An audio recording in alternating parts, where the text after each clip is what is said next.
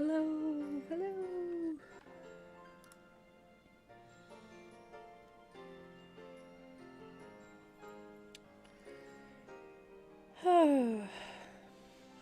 Well, I hope some folks find their way back. It has been a while since streams have just totally crashed on me like that. That was unfortunate. But we're back. I'm still here.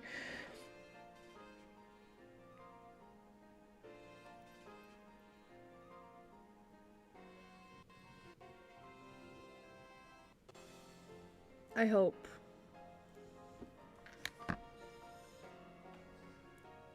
Hello, Fef Jeffy. I am making Snorlax. Not on stream, like at the moment, but I'm working on it. Generally speaking. It is in process.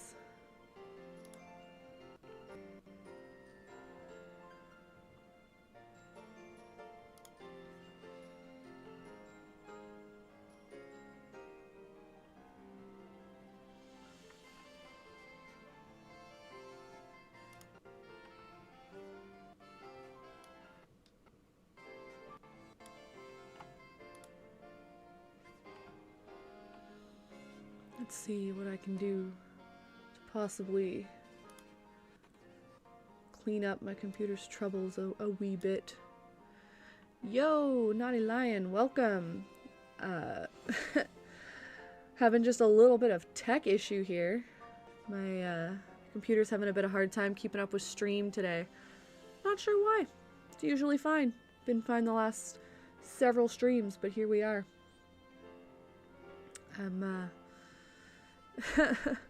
Be better if if my computer were doing better, but in general, yeah.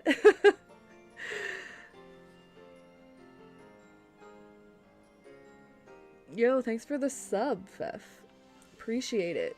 I hope you enjoy watching the Snorlax process and that you find more to enjoy once I'm done it. Okay, we're looking... Stream is healthy at the moment. So let's keep our fingers crossed that it stays this way. Hello and welcome. Good to see everybody.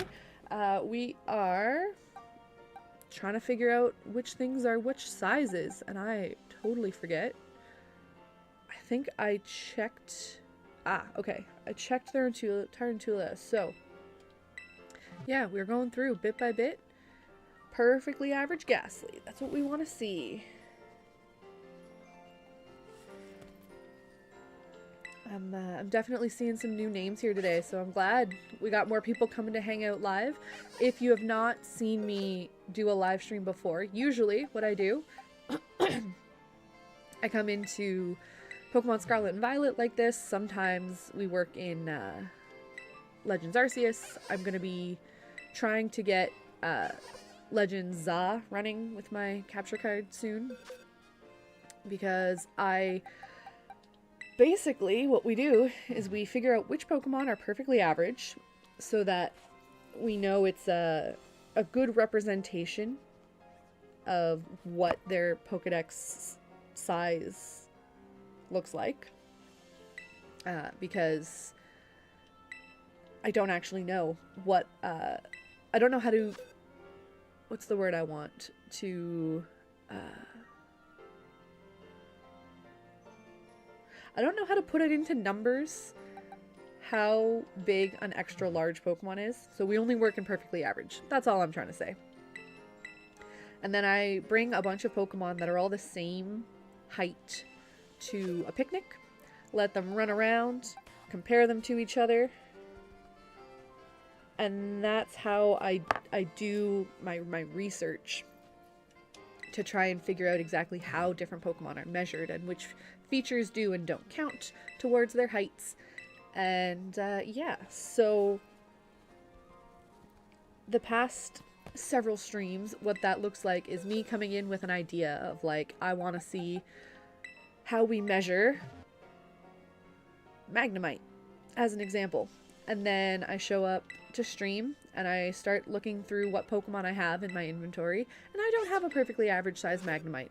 So then stream starts with me going and trying to find one. And then after I have a perfectly average Magnemite, I realize I don't have any perfectly average anything else to compare it to. So then I have to go and hunt those down. And it takes a while before I actually get to the real comparisons. So what we're doing now, we're going through and trying to prepare for future research by finding out which Pokemon I do and don't have in their perfectly average form. That's not bad. That's a good start.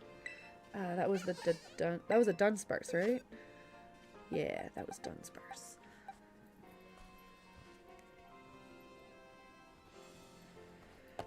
And then usually when I've checked a Pokemon and I find out it's perfectly average, I'll put the star marking on it, which is cool because I can actually do that like across games. That system can stay consistent. And then once I've gone through all my Pokemon, I hope to put together a bit of a... I would like to have a living dex of all the Pokemon perfectly average. But I'm going to start by organizing the boxes into which ones aren't average. So at least it's a start, gives me somewhere to go. So I can see what Pokemon I have to pick from when I'm making my comparisons. Probably arrange them by size.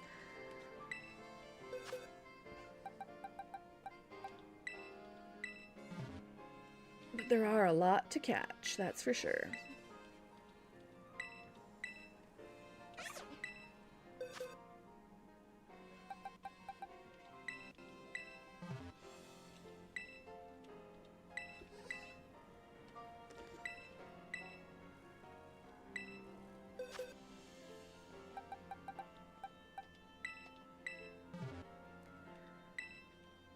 Ooh, a truly tiny one. A truly tiny belly bolt. Wonder how small it is.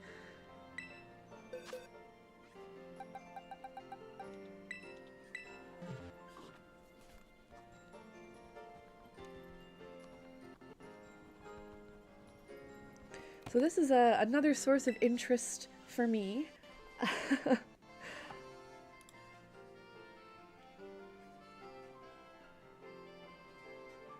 Snorlax. Indeed. Yep, sure. We will be working on Snorlax. That's happening. Simultaneous, alongside all of this. I think I have 2 perfectly average Makuhitas, which is not a bad thing. Because that means if I go through and I don't happen to have a perfectly average Hariyama, I just evolve the perfectly average Makuhita. And it should work. It should work that way. That must have been a Titan or whatever they call them.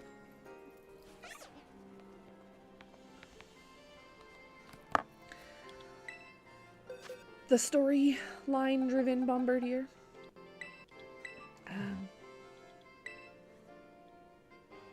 Cool. I think that was what, Flamigo? Yup, that was a Flamigo.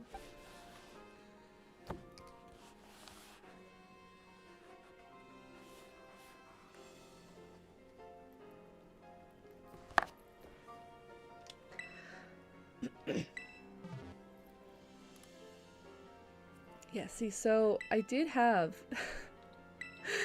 an experience in Pokemon Legends Arceus the other day that I do need to talk about. And that's why this is where I get off saying, like, hopefully if I evolve a perfectly average Makuhita, it'll become a perfectly average Hariyama. I have reason to believe it might not. I had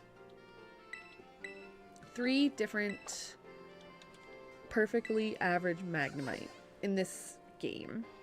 And I transferred them into Legends Arceus because I wanted to see how their models looked in that system. So I transfer them into Legends Arceus. All of them.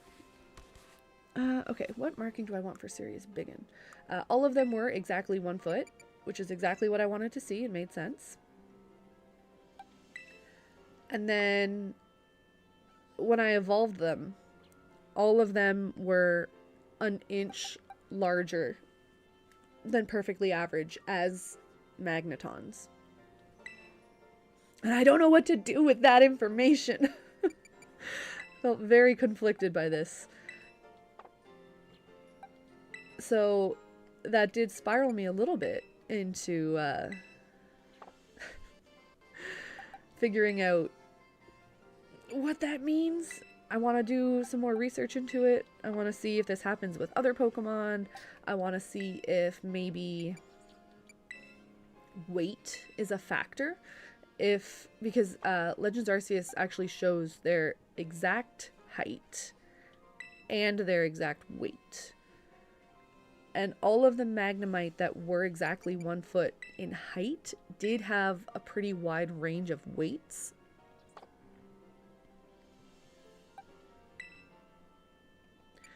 And I don't know if that's relevant. That might be relevant. Like a heavier one evolves bigger than a lighter one. That seems plausible. Also, I'm trying to figure out if maybe there could possibly be some kind of a rounding error or something, like about Magnetons specifically. So that's again why I want to see if it happens with other Pokemon. You should be marked circle. The Bellybolt was also okay, so I need a system. We'll do a heart. And I'm gonna write down a legend. So heart equals truly tiny. Triangle equals like truly big. And the circle is when they're like Titan Alpha Pokemon. Actually, wouldn't that be interesting to transfer? I can't put Bombardier into Za. It's not, or into Arceus. It's not a Pokemon that's in Arceus. But it would be fascinating to see how big the Titans are compared to Alphas. I would find that interesting. Okay, so heart for the tiny Bellybolt. Star, circle. The Flamigo was average.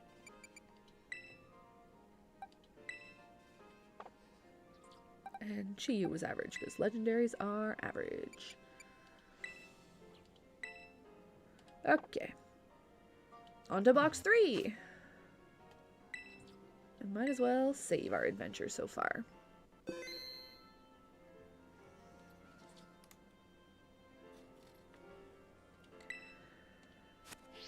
Yeah, so this is just step 1 in a very long organizational process that I have in mind.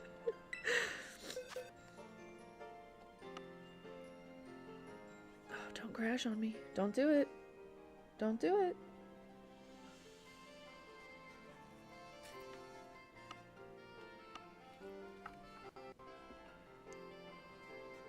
Come on, game. Whew, there we go. Okay. Great, cool. Everything's fine. Yeah, so clearly we've been here for, I don't know, an hour or whatever. Not quite an hour. And I am just starting on box 3 of like 30. So this alone is going to take me a while. Once I'm done here, I would like to go through and do the same thing in Legends Arceus. That will be much faster because I don't need to talk to an NPC about it. I just like go through the Pokemon summaries. But still it means going through and making markings and starting to release the Pokemon that aren't average. This may be a shiny. Is that Cloth a shiny?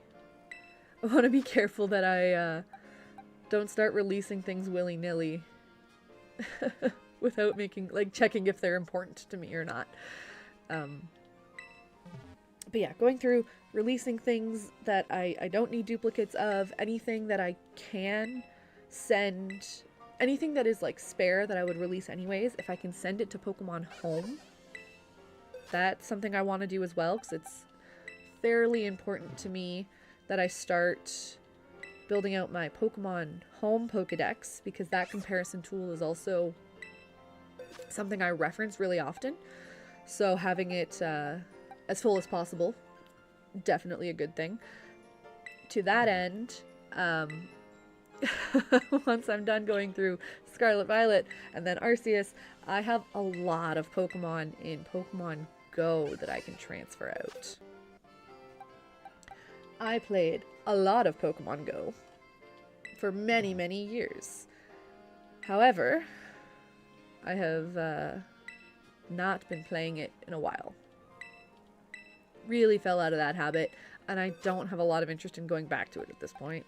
So I would probably leave some of my more, how you would say, meta-relevant Pokemon, I guess. Like, I would leave some of my better high CP Pokemon in the game, potentially, in case I do ever want to revisit it, so I'm not starting from scratch.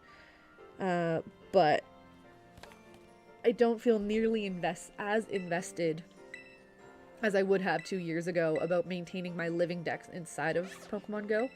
Which is just to say that, like, I have a lot of Pokemon sitting there that I could do anything else with. And sending them into Pokemon Home feels valuable at this point. But it will it will be more than just that. Shoot, was it the Cloth or the Bramblett? Blue Boy. Oh, this is my shiny. Blue Boy is the shiny one. And he's big.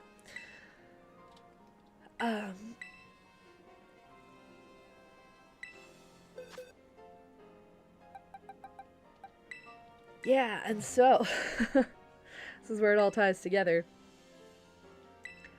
I have Pokemon Go is another game like Legends Arceus that is excellent for giving exact sizes of Pokemon and really leaning into the whole Pokemon come in this range of sizes thing, which I like.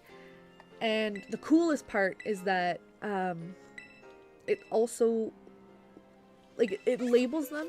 It covers all the bases. So in this game, you can talk to this lady and you get a label of, like, average, extra large, extra small, extra extra large, and extra extra small.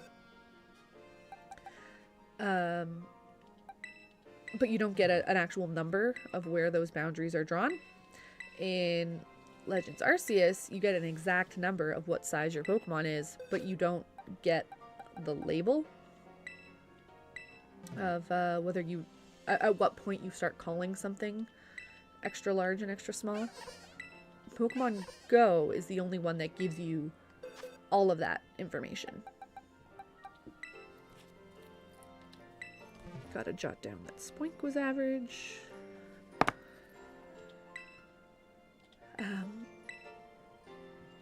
Which is really cool. And I would love to see if that holds true.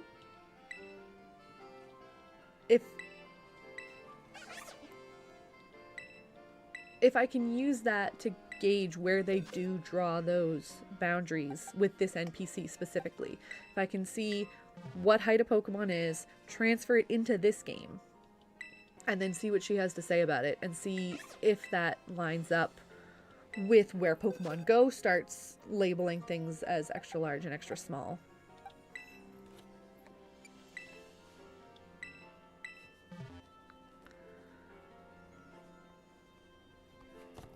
Because I think that would be fascinating to know. And, ooh, perfectly, Slitherwing. Y'all, I would really like to make a Slitherwing. You want to talk big projects. I think that would... I think that would be bigger than the Snorlax. It would certainly be more challenging than the Snorlax, just in terms of complexity, and probably a similar size.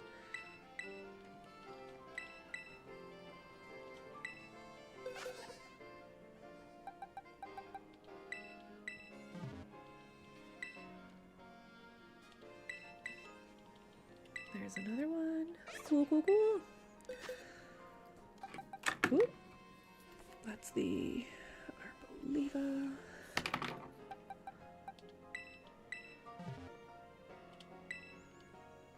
Ooh, pint-sized crocodile! We're marking that down. Because I want to see what pint-size looks like. I have seen some people do some interesting work. Like post on Reddit and things with putting their trainer beside Pokemon of each of these size classifications. Helping to gauge what the ranges look like, which is really cool. There was one person, I'm never going to remember their name unfortunately,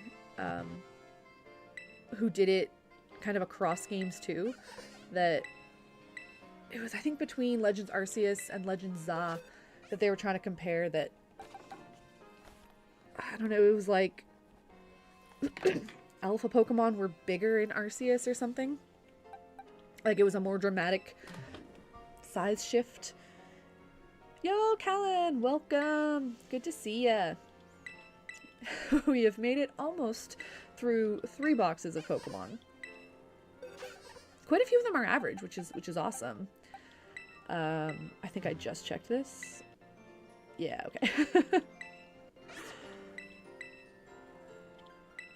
But it is certainly a, you know, it's a slow going process, as I knew it would be. That's why we're doing it together, because I would get so bored doing it alone.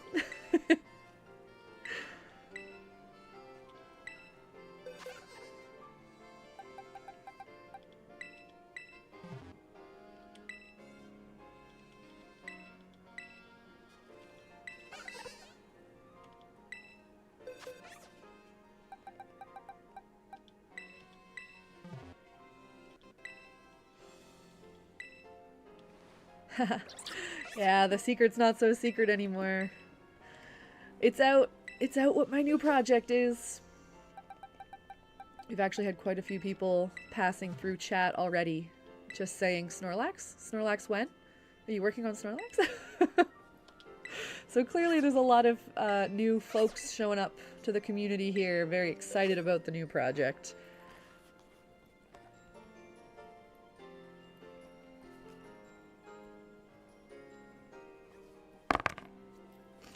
And I'm glad to have any folk here who are excited about it. I'm glad that short's reaching a lot of people.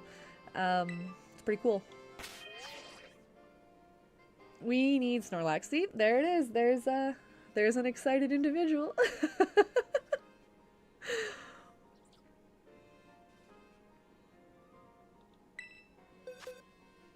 And Snorlax you shall have. Okay, so that was box 3. Let's go through and actually make our marks.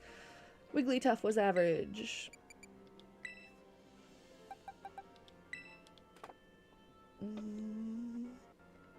Growlithe was average.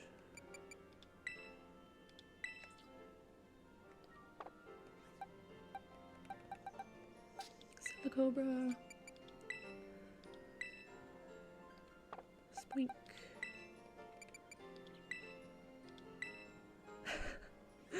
Love, live, dream, Snorlax. Snorlax loves dreaming.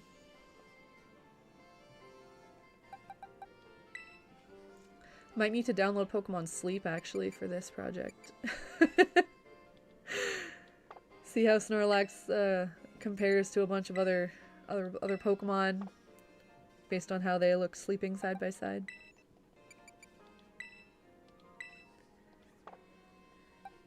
Okay, and Crocodile, the marking I decided for Tiny is the heart.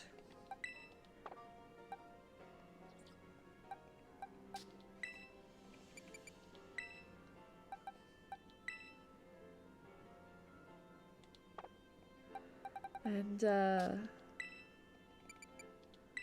don't think we have a Snorlax in this game, do we?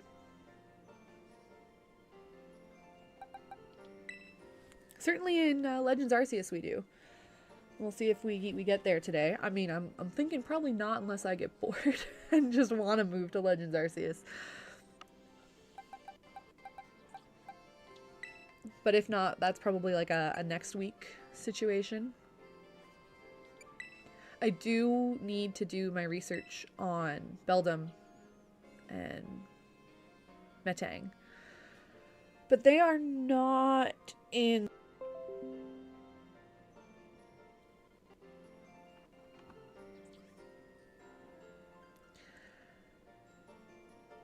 Oh, it's just one of those days. Apologies. I hope everyone is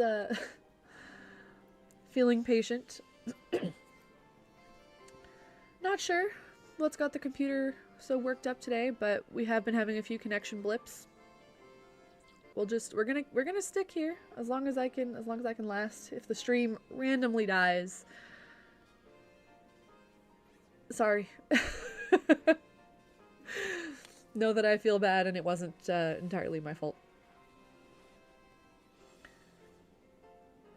Oh, Snorlax is the Casio in Pokemon. Okay, we have a Casio person in chat. See, I don't even know how to say it. You can maybe start explaining to me. I have so many people commenting thinking they thought Wailmer was that. And now I have looked up that project. Like, I was able to find the person who was crocheting the giant dude. What I have not figured out is who that dude is and who that dude is to the crocheter. Can you shine more light onto what that whole project is about? Because I am curious. And I'd love to hear more about it. Oop. I'm not talking to the person. Well, hey, hopefully you can stick around, like, until past making Snorlax as well, you know. I'd like to think that there'll be something worth seeing after Snorlax too, you know? Alright.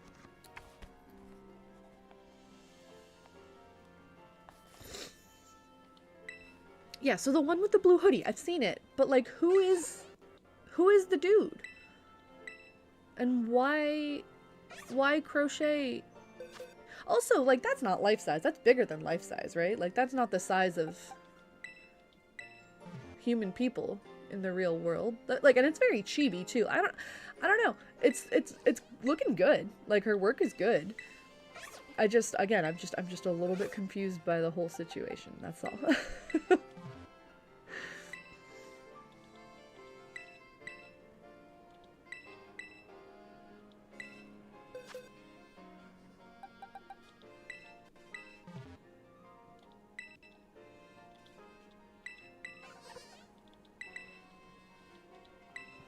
Actually, it's probably, so once I've gone through to find out who is what, it's also worth remembering that I can transfer these Pokemon between games also. So if I don't have a perfectly average something, I might have multiples that are average in Legends Arceus that I can transfer over instead of trying to worry about catching one in each game. Okay. She made it because she wanted to give it to him as a gift. He opened it on stream, and the plush is so cute, but it's a gift, and he was very, very happy. Okay, well, I mean, I like that. You're making people happy with gifted crochet. That sounds good. Well-known streamer. Fair enough. Suppose I'm out of the loop. That's not surprising. I didn't think she was done yet, though. The last I saw, and I haven't checked up on it in a little bit, but the last I saw, it was like half done. And also, as somebody whose entire house is being taken up by massive plushies, that's a bold gift. I mean, as long as he liked it, that's all that matters. But it's a very large gift to give someone.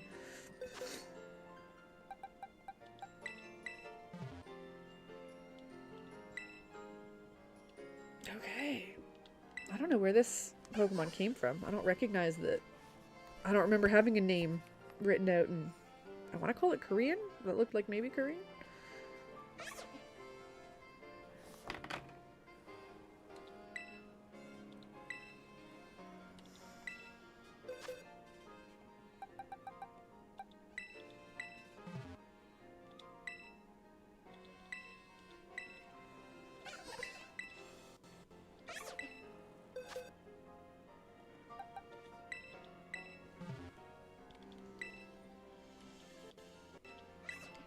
Another nice little side effect of this is, well, of course, I'm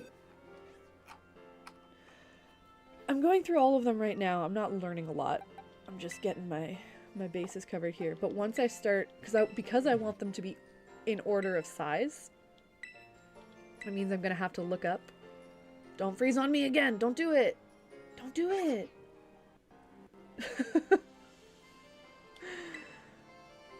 Ugh.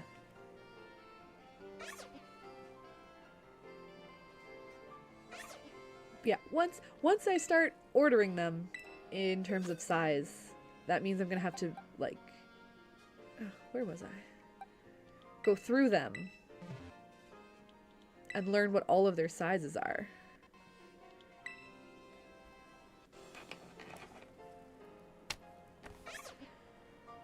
That was a biggin.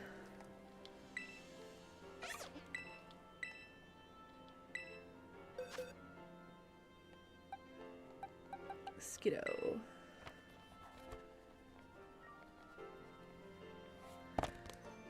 Hey Cosmo, thanks for subbing.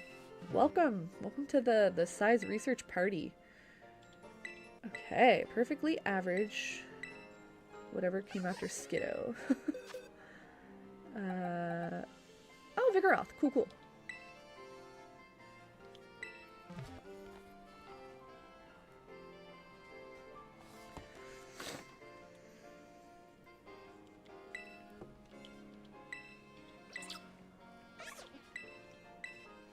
Where was my train of thought? Ah, yes. I would love to be a walking database of Pokemon sizes. I think that would be so cool. You name a Pokemon, I can tell you off the top of my head how big it is. That's what I dream of being. I'm getting there, slowly. I do know a lot off the top of my head. Not all of them. There are over 1,000 Pokemon. I do not know all of them. But I know a lot. And the more I do this type of thing, the more I'm going to learn all of that. And that excites me too. Just acquiring more knowledge about something totally meaningless. It means something to me. That's what matters.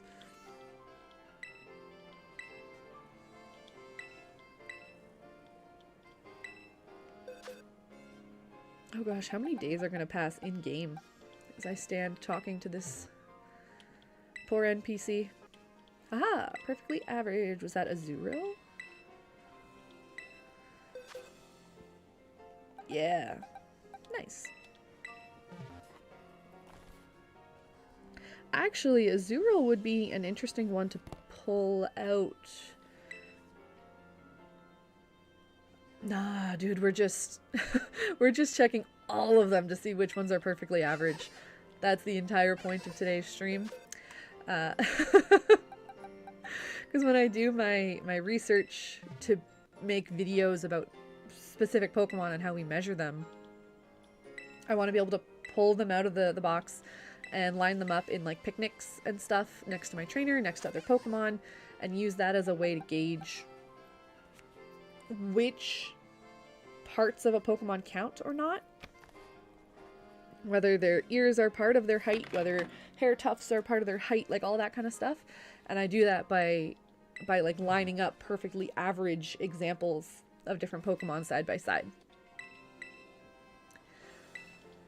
And it's going to be a lot faster to do that work for specific Pokemon if I have a nice organized system of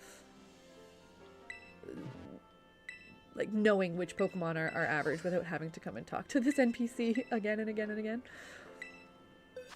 And then I build out the collection, so eventually I have a perfectly average one of all of them.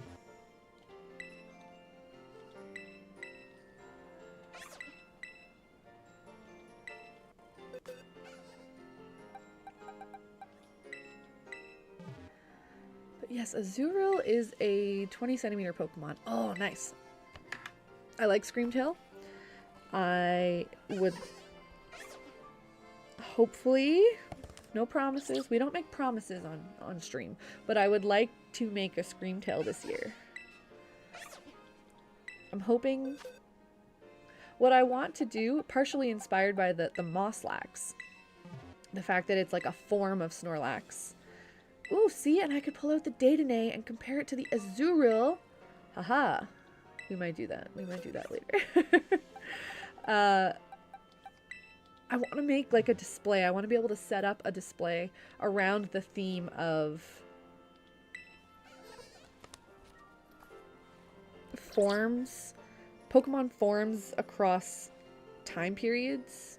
So, like taking a look at what current day Pokemon look like compared to their paradox forms. And I think Snorlax also kind of fits in that general vibe.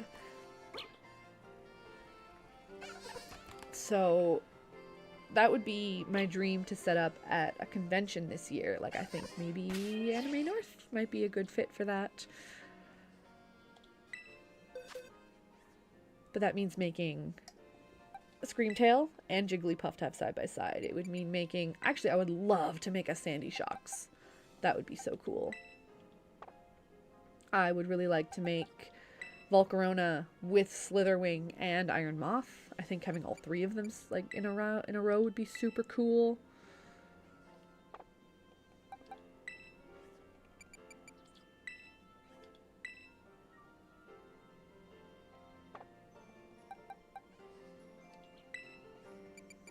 Skiddo was a biggin.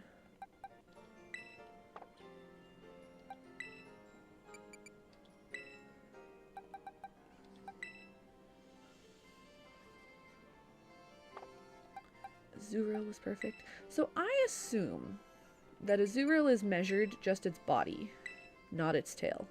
But its tail is depicted. Like, it's always depicted standing on its tail, I guess, is my point.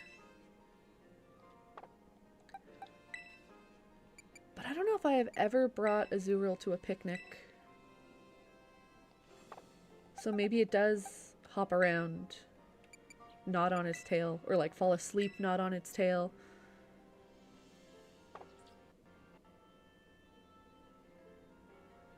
I didn't actually write down Dedenne, but I'm pretty sure it was perfect, right?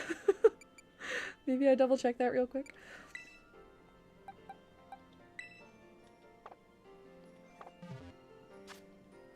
It's nighttime now.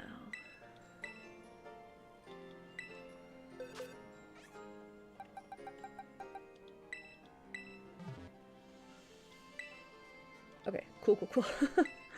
And then, yeah, Dedenne is a good one to compare it to. Also 20 centimeters. I think... I have a guess at how Dedenne is measured, and I think it's measured without its ears. Mostly based on other Pika clones being measured without their ears. But hey, that would also be worth figuring out. Actually, lining it up next to a Diglett would be a nice benchmark, because I feel like Diglett is so unambiguous. There is not more than one way you could measure a Diglett. Yay! Scizor?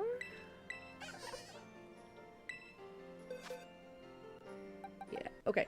I need a different notebook. So I'm already running out of space on this page. This'll do.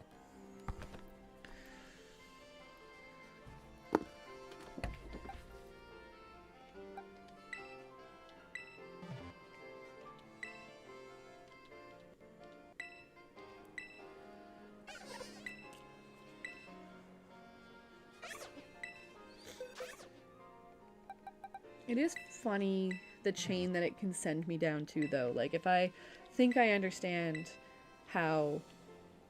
like, you need a Pokemon like Diglett, I guess is my point. Like, because if you think you understand how to measure something, like a Dedenne, and then you use Dedenne to compare against Azurill, then whatever you think you know about Dedenne informs what you then think you know about Azurill. And then if you ever use an Azurill to compare against something else, I've had this chain throw me off a few times before. I thought I knew how to measure. I decided how it seemed like the right way to measure a Magneton, and then I used Magnemite. Sorry, how to measure Magnemite. And then I used Magnemite as a way to help me figure out how to measure Minior. And then I was trying to use that to figure out how to measure Solosis. And then I pulled them up against a Rowlet and realized that maybe I'd been wrong about everything all along. Unless there's something I'm misunderstanding about Rowlet.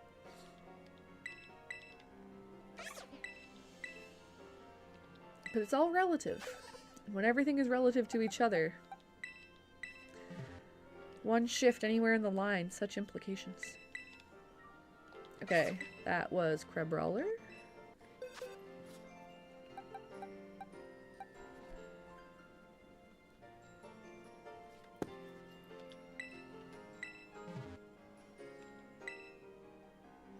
I was considering making a Sandy Guest.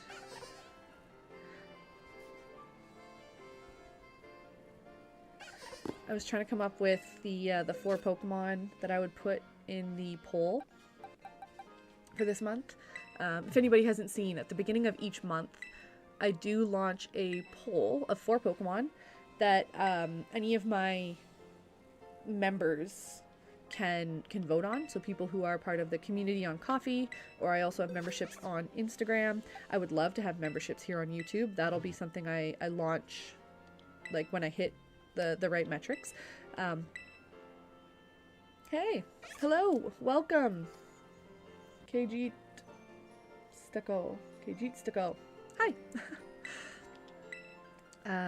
But yeah, anybody who is like subscribed to a membership gets to vote on which Pokemon I make this month. I give some options of Pokemon I'm willing to make this month, and then whatever they vote on, I do make. And at the beginning of every month, we have new Pokemon to vote on.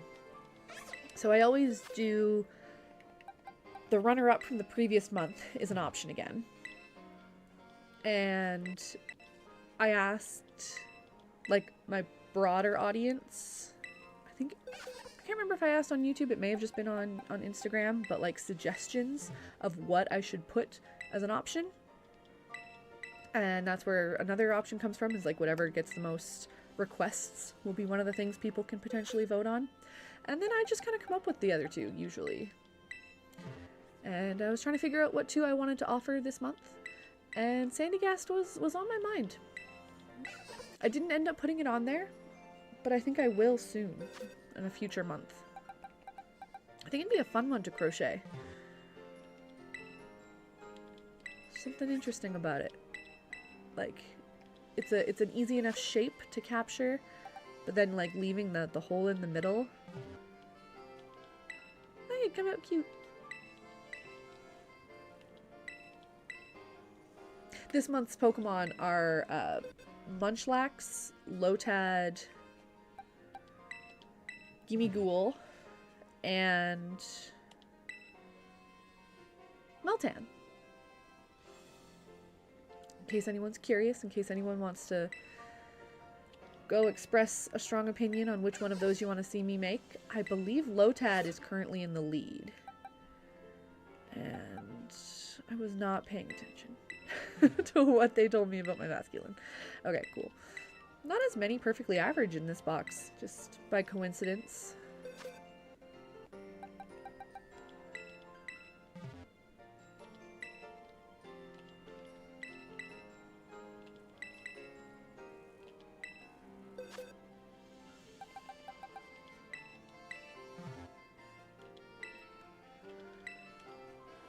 I mean, it goes slightly faster when I don't have to stop and write things down, I guess. Just doesn't bode well for our overall dex at the end. Our living average dex. There we go. There's one.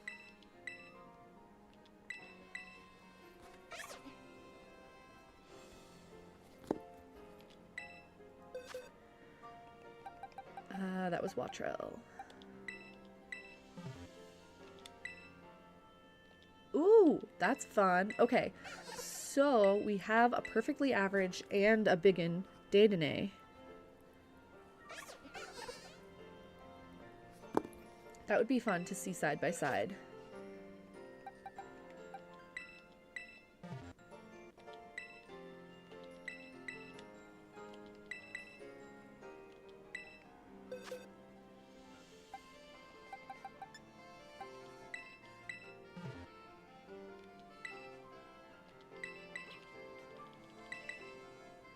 Yo, thanks for the subscribe.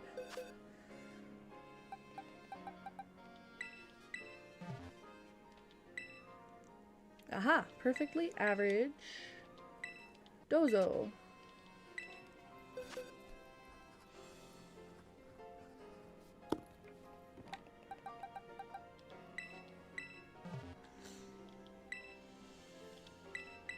That'd be another interesting one. So I would like to... I've kind of tried in the past to figure out where the range is of... Pokemon seem reasonably well scaled within a range. Perhaps not perfectly scaled, but more accurately scaled when they're between like 40 centimeters to 2 meters, something like that. And then at some point they're too big to be represented accurately and they scale them down significantly.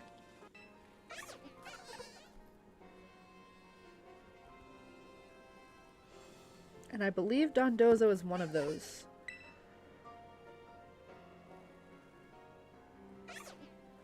So are you going to the big yarn one? Are you asking about the Snorlax? Are you wondering about Snorlax? Because I am going to work on that. I don't know why that didn't show up in my chat feed. Apologies, VG Eddie. If we give it a minute, maybe it'll catch up.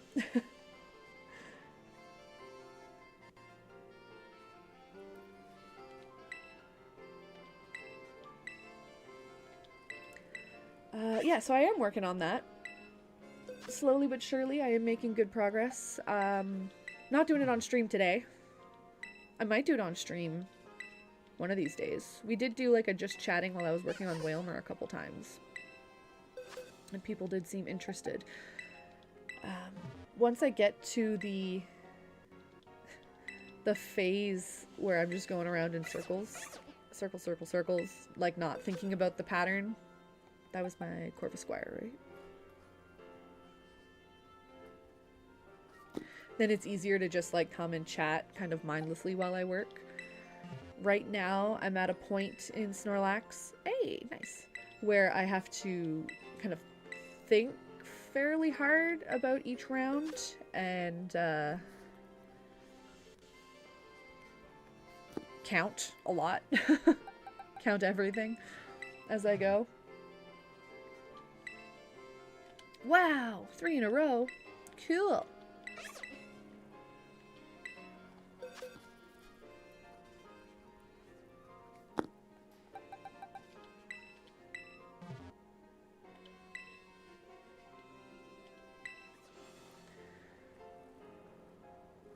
Alright, so again, we've got stream elements can chat. So hopefully chats start coming through again.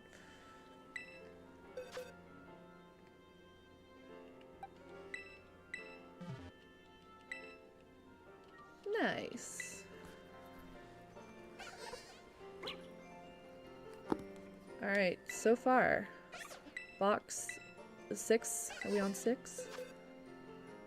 Box 6 doing some heavy lifting compared, like making up for all the Pokemon that were not average in Box 5.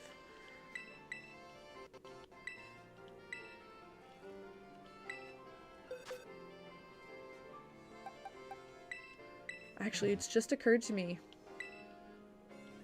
Who I want to be is this woman. I want to be the person who looks at a Pokemon and can judge, just on sight, exactly how close to average it is or not. Maybe I should cosplay her. I think that would actually be so funny. And I do not think many people would recognize it. If I wore that kind of like hiking outfit to a convention. The odds that anybody would actually recognize me as this specific NPC. I don't know how many people talk to this NPC other than me.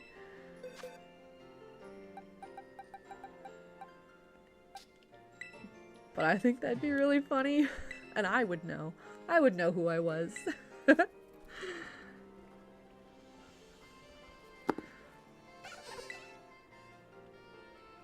only I were outdoorsier, maybe I would already own all of this.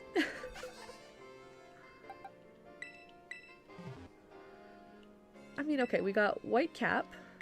We got sunglasses. I own sunglasses. And I own hats. I own like a beige hat. That would do.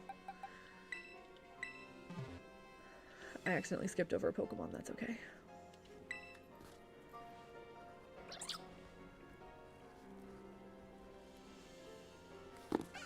We'll go back for it. Orange t-shirt. It seems very acquirable.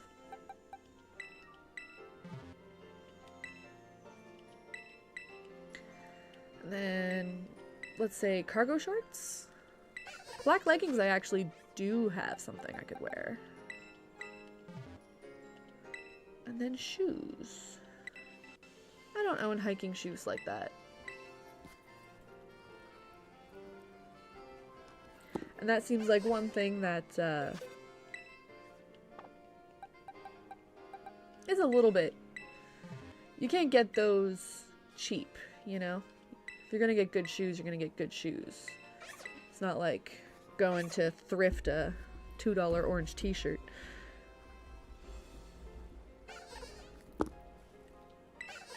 But I do have some personal aspirations of hiking. So maybe I just need hiking shoes. Maybe this is my excuse. I can do the white, like, long sleeve underneath. And then a turquoise backpack. It's a very doable cosplay. Very closet cosplay. Oh, my hair is wrong, though. And I don't like wigs. To think on that one.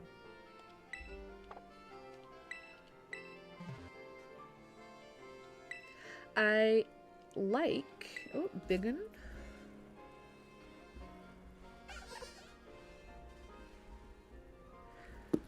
I like that we have the perfectly average electrode. Electrode is another one. Like, you can't go wrong with spheres, is what I always say.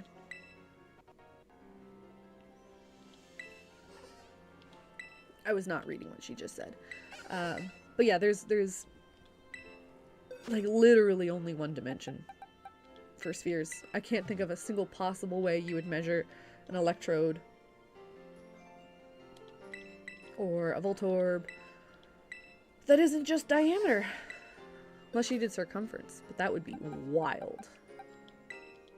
Nobody would do that.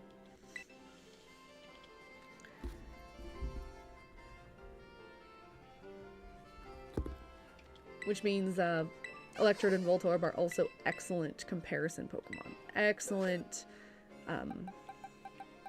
like, base references.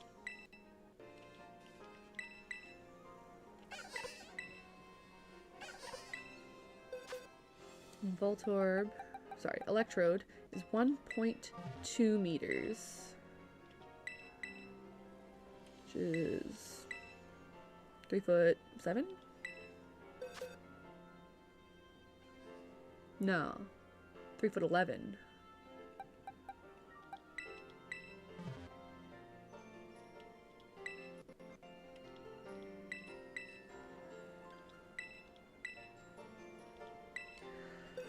Same size as the Magnezone that we were looking at last week.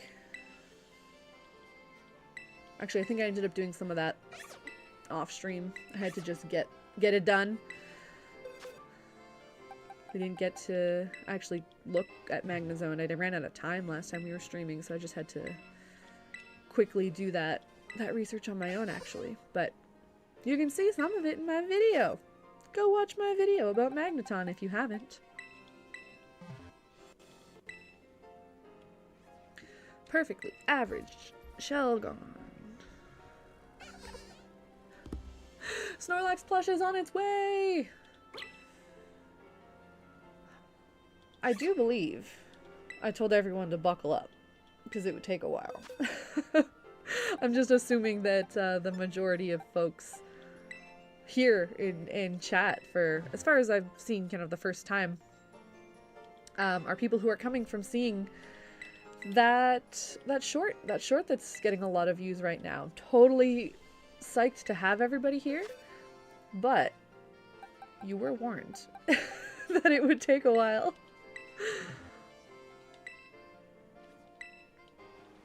But I'm making progress. So far we've got ears. We've got the start of a head. Got the start of a belly. Okay, it's been a couple boxes since I actually left my markings. So let's go back and do that before we get into box 7. It's so exciting! I'm glad you're that excited. That gets me more excited. As usual, I will... Wait, Sneasel? Is there a Sneasel in this box? Why do I have it written down? Oh, sorry, I was looking at the wrong box.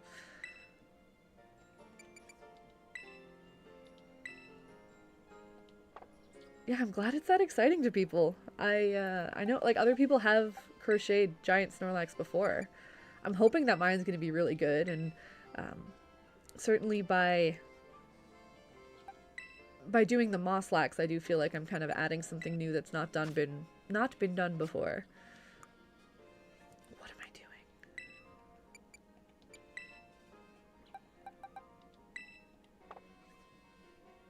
But also, I guess I've just never done it before. So that's new to people, is watching me do it.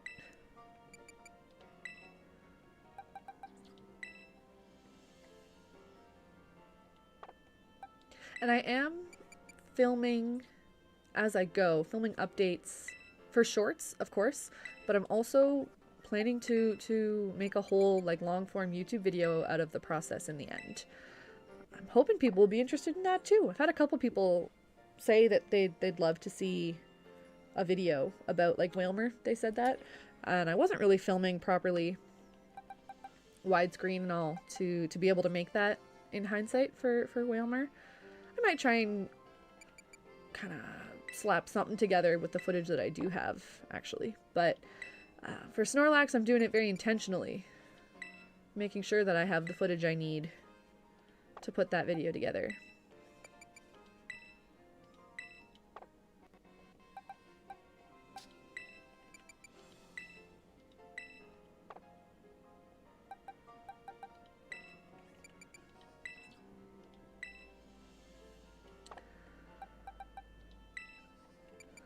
All right.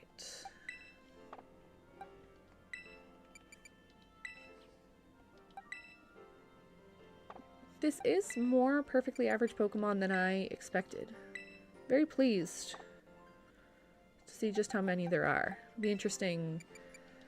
I don't have the space to easily move them around without releasing a few Pokemon first.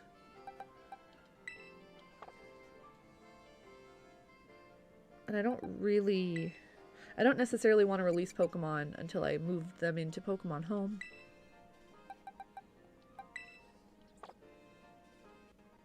And Shogun.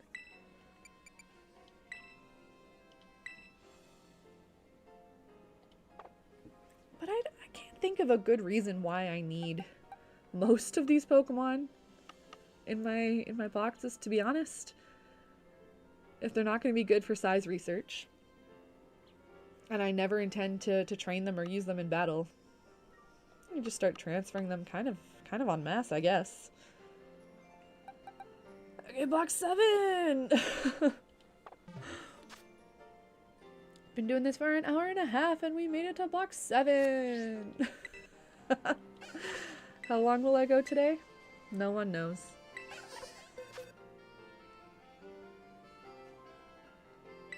After box 7, let's take a quick break, a stretch, hydrate, bathroom break.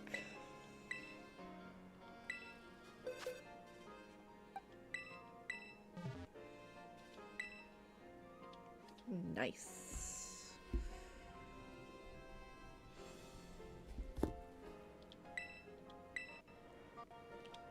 I think it could also be really fun as I start, I mean, a lot of this is about time in the day, you know, I get very ambitious about my projects. But I was talking just earlier about the idea of making a lot of comparison Pokemon. So already it's cool doing some comparisons within evolution lines. Seeing how much Pokemon do or don't grow as they evolve. I like showing that off. I was talking earlier, is what I was saying, about Paradox Pokemon and their kind of current day versions. I think that's a really interesting one to see. The past Paradox Pokemon are all quite huge, and the future Paradox Pokemon are all smaller than their present day counterparts. And I think it'd be fun to see those differences in person with your own eyes, you know? And where my new thought process was leading was that, similarly, it would be fun to make some Pokemon and their Mega forms. Again, seeing how much they do or don't grow when they Mega. And I don't know off the top of my head, actually. I think certainly a lot of them, it depends perhaps on how much they change form. So I think there's plenty of Pokemon that don't change a lot, like Medicham is a good example. I would be surprised if Medicham's size changed significantly, but I couldn't say off the top of my head that it doesn't. Whereas other Pokemon that do change pretty drastically, minor Pokemon Legend Za spoiler. This is from the first batch of new Megas that we got last year. But if you're anywhere in the Pokemon space, you've seen it. Mega Starmie changes a lot, right? That's a more significant shift in what the Pokemon looks like. And I know for a fact that Mega Starmie gets bigger.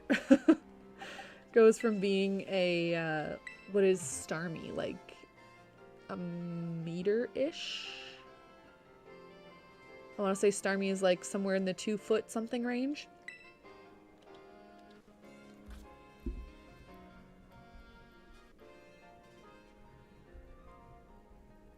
And it goes to being like 7 feet tall when it megas.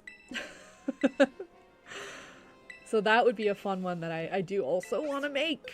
I think there was a time, originally I thought that perhaps I could crochet a Poniard pint-sized. I thought maybe I could crochet a life-size Starmie, which would be cool to have in the collection anyways. I was always a bit of a fan of Starmie and Staryu. I've been thinking about making those ones for a long time. And then could I just make it convertible? Like, could I crochet some form where I just put the life-size Starmie that I made on stilts? And then crochet around the stilts so that it can like the plushie can evolve and unevolve. And then when I saw how much bigger it is, now I'm like, oh man, I don't think this is just about its legs. I feel like every part of it must grow proportionally. So I don't know if it'll work after all, but it's something I might play around with. At the very least, if I want to make the comparison between Starmie and Mega Starmie, that means I have to start with a Starmie anyways. And then once I have the Starmie, I can play around with the possibility of putting it on stilts and seeing whether that makes any sense or not in practice. That would be such a funny one though. Nice.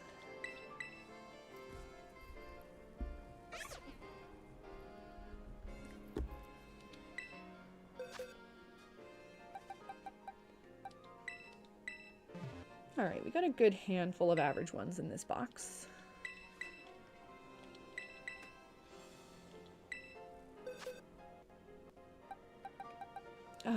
Was that the Delibird or the Golduck? We're checking again.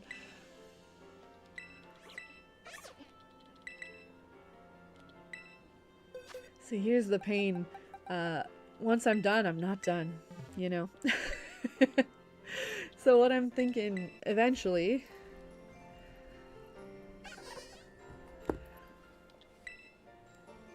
I was going on about Pokemon Go and how great Pokemon Go is for seeing the size of Pokemon, and how I would like to transfer a bunch of Pokemon out of Pokemon Go, and I can put them into Scarlet and Violet and see if the labels of what's considered small, extra large all lines up. But that means once I transfer all of those Pokemon in, I'm just gonna be doing this again. I'm gonna be doing this again for hours. It'll be good information. It'll be good research. I'll be fascinated to see the results. Like, I do want to do it. But how long can a gal talk to one NPC?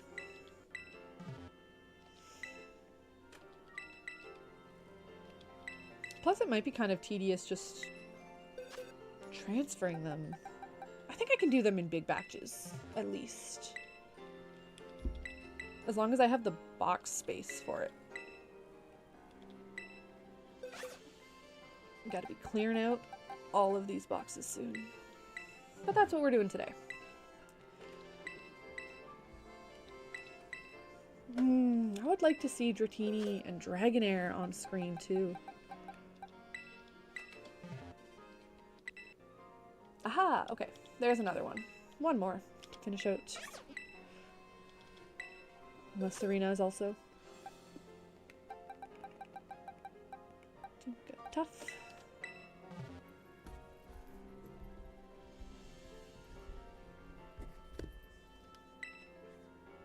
Ah, serious biggin.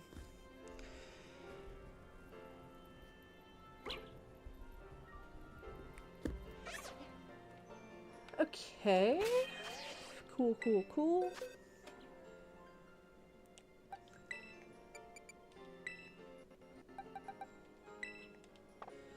Scovillain. Why aren't I working on the massive Snorlax for stream? Because I got other stuff I want to do too. Yeah, see, Callan gets it. This is research. There are multiple things that I do here at Katsu's Creations. Crocheting giant things is definitely one of my greatest loves, but so is getting to the bottom, unraveling the mysteries of how we measure Pokemon. And that's what today is about. Streams are often about Pokemon size research. And then I just make shorts about my crocheting. But this is the type of thing that I use to fuel my long form videos that I put on YouTube. And I will maybe it's worth going in and finding a Snorlax just for some references. So far I was using my size comparison book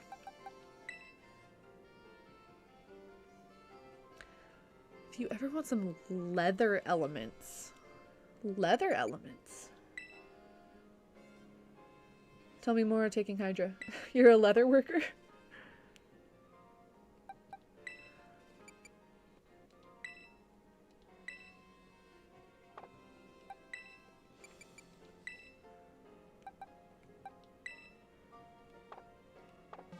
Wow. Hey, that's neat.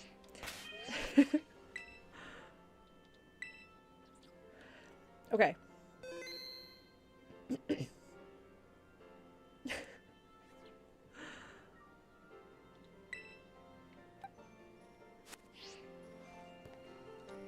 Actually, let me see. We've got, what, 32 boxes? And some of them are already slightly sorted. Not well, you know. It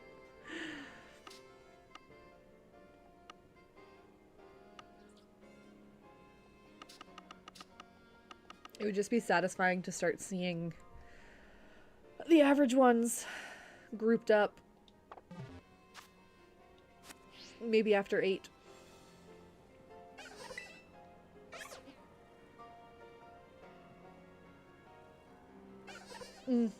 Size is a bit of a cost issue. I hear ya there. Truer things have never been said. Oh, that's not what I meant to do. Just got a couple messages. Not showing up in chat again. Does this mean my computer is about to crash?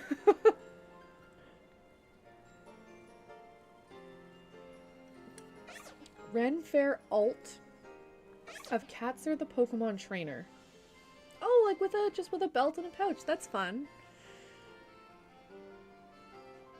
Hey, thanks for the sub, Taken Hydra. Appreciate it. Renfair alt would be kind of fun. It's been a conversation not a conversation. It's been a thought process I've been having with myself of going to conventions and things. How much I want to do cosplays, and at what point do I just start going to conventions as Catser? Like a kind of I guess like an OC sort of built around myself. Go as a size researcher costume.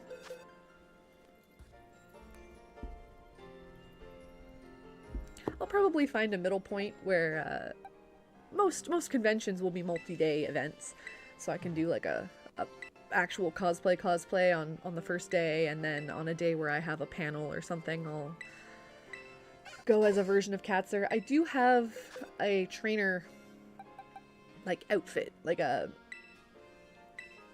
kind of designed a trainer sprite, if you will, of Catser. And I really want to put that outfit together. And that's something that I'll start wearing to every convention and then, you know, be recognizable by folk. But you gotta love a Renfair version of anything.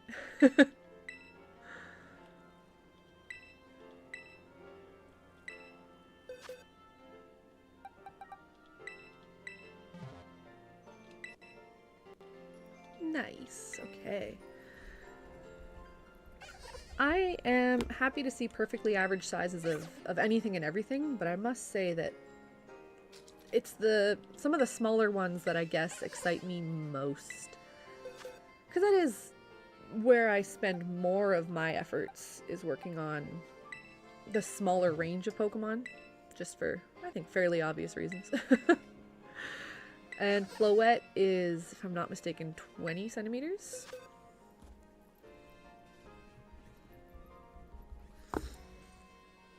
Which is a good size for comparing to other Pokemon. The 20 centimeter range is one that I like to work within.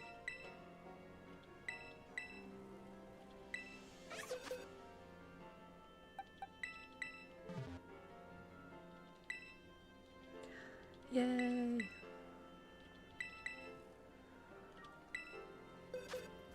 That was Sunflora.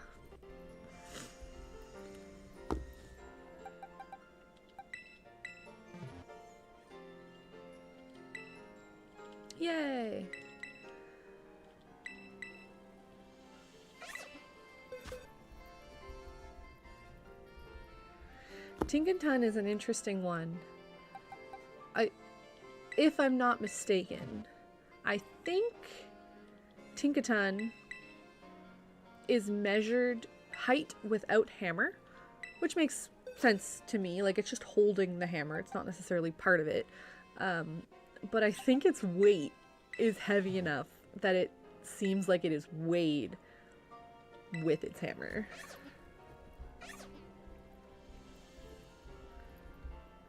Which is kind of funny, that if you're going to count it towards one and not another. Okay, gotta go. We'll see you, Taken Hydra. Thanks for stopping by. Hope to catch you in the next one.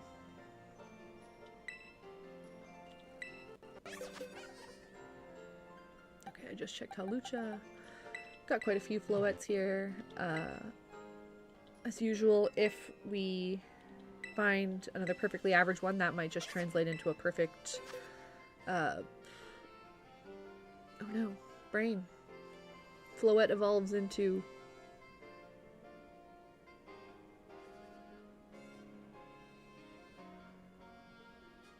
I don't even remember what it evolves from right now.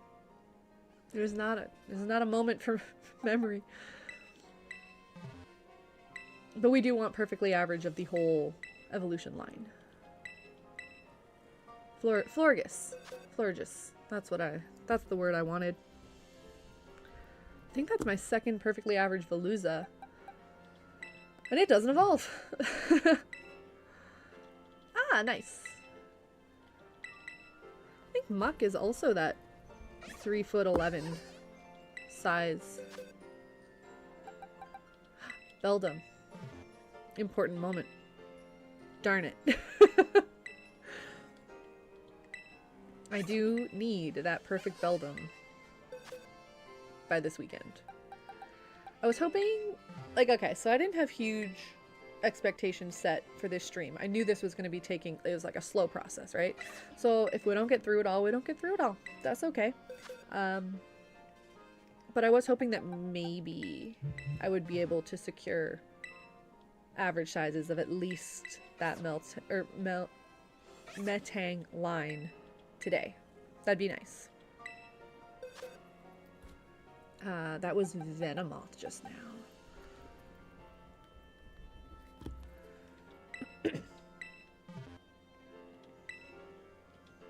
Cool. Okay, I'm only 90% sure that it was Venomoth, so I am gonna double check. Sweet. Oh wait, see, it wasn't Venomoth. It was Venomoth is big, so it's Tropius.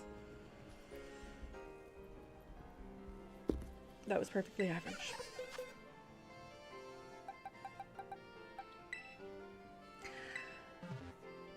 Not done yet, Toasty Julian. Not done yet. It'll be a while. Clearly we are not working on it in this moment. I'm doing some of my size research in this moment. But I am making slow progress on Snorlax. There's going to be a couple update videos coming out, I think, tonight and tomorrow. You can see at least how far I've gotten, which is essentially I bought a bunch of yarn. It's the first step. And I've made ears and part of a head and part of a belly.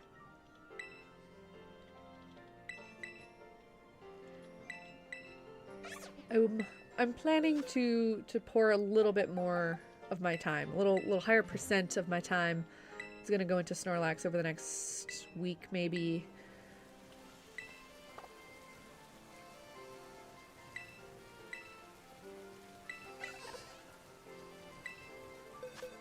The timeline, generally speaking, I would really love to have it done for the beginning of March. My original goal was to have a Mosslax for the release of Pokopia. I don't know how realistic that is. Probably not super realistic. I think if I devoted myself to it, I could get it done in a month. That's about the time frame that I got Whalmer done. That being said, I didn't have the best work-life balance when I was working on Whalmer. And I also am trying to devote a lot more time to streaming and YouTube long form videos and things like that. And that's why I haven't put in as much work into the Snorlax yet as I would have liked. And if I'm going to keep up with my YouTube schedule, I'm not likely to get Snorlax done by the end of February. But it's a good stretch goal. I'm happy to continue shooting for that. And if that doesn't pan out, then by the end of March is my like real deadline. If I'm not done by the end of March, I need to start kicking myself in the butt a little, get moving. That's the time frame I'm working with. But certainly there will be updates all along the way.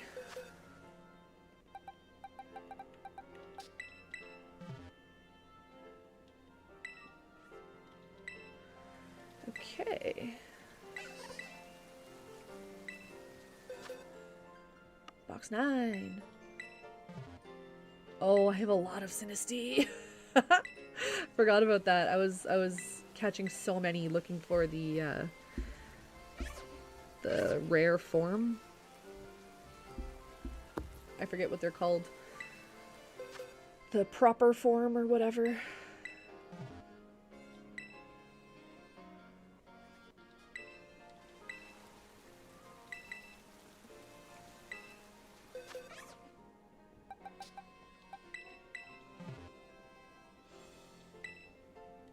Ooh, serious biggin. That must be big, big. Corviknight. Biggin.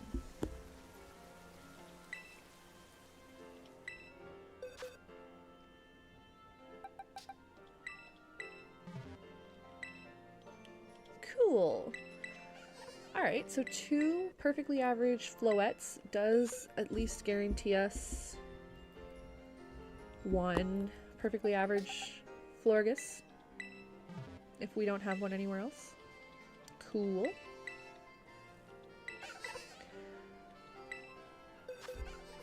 That was a Garganackle.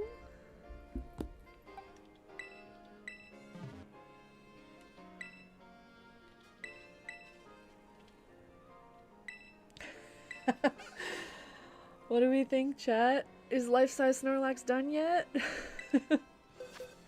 I think if it were done, you would know about it. I think if it were done, I would have posted it to get all of the clout. No, it's not done yet. You were told to be patient, if I recall. I'm assuming you came here from that one short that's popping off right now. You were told it was going to take a while. But we have made progress. I have a couple updates to post that you'll see tonight, you'll see tomorrow. I've started. That's what matters.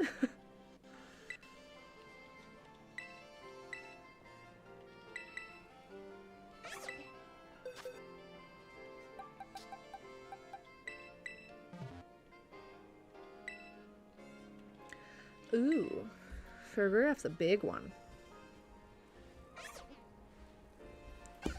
Very tall boy.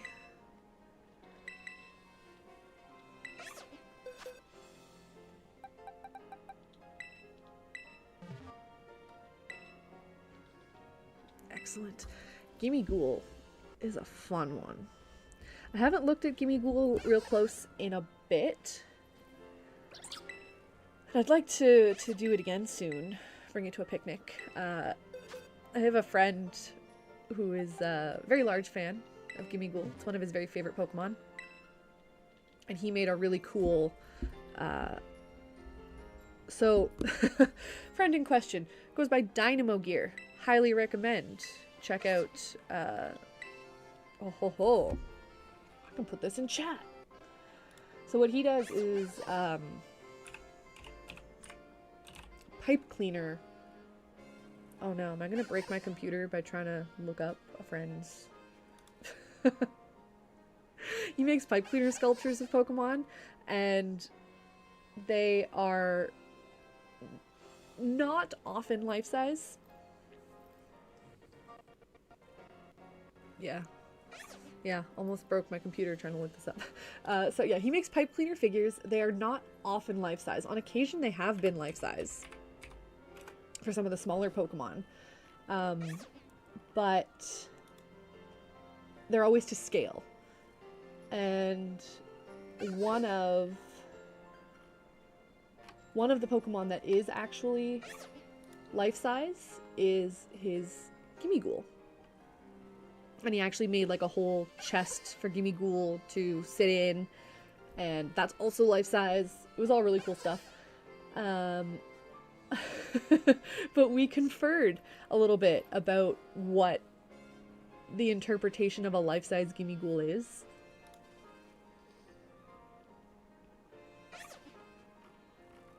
It was not what either of us expected. Darn. Okay, I wanted to link to his website, but the tool he was using to organize his photos is currently down, so we're gonna go ahead and just pop on an Instagram link. One of my favorite artists, truly. That's not supposed to be showing up on stream. What's going on here? What? Why is this on stream?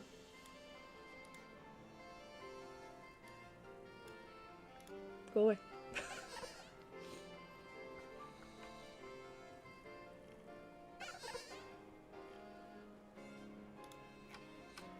Hey, Pity. Welcome. How is it going? I actually want to have this pulled up so I can look at it, but I don't want it on stream. That's cool. That's super cool.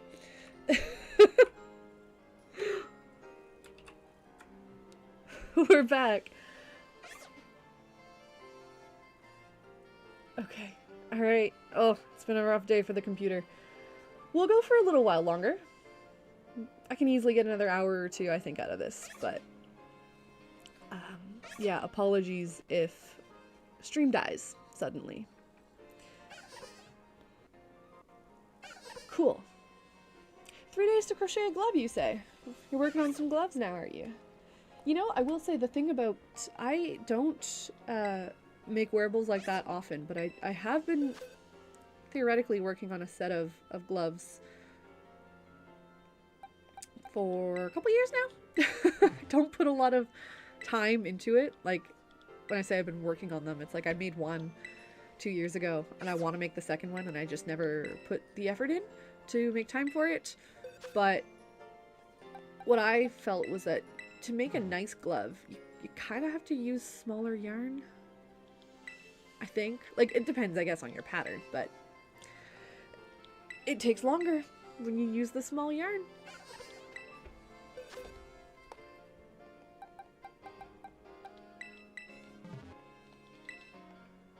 Yay. Perfectly Average was at the Pawniard, I think.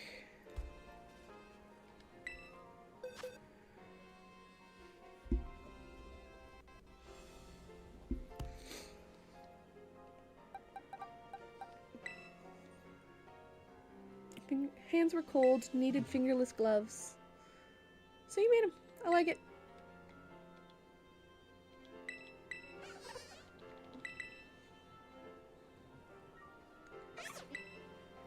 That was a biggin. The Breloom.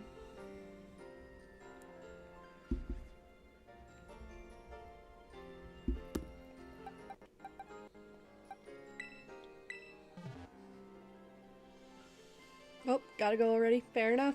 Thanks for popping in. It's good to see ya. Got an average Wiglet here.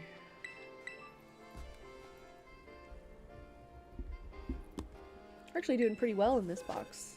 We already have as many perfectly averages in box 9 as we did in 5 and 7. Let's see if we can get a couple more.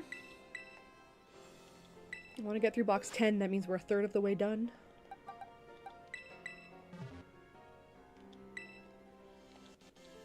I was supposed to take a break. We'll take a break after box 9 here. As I said, just a stretch, hydrate, bathroom break. Perfect. Toxel.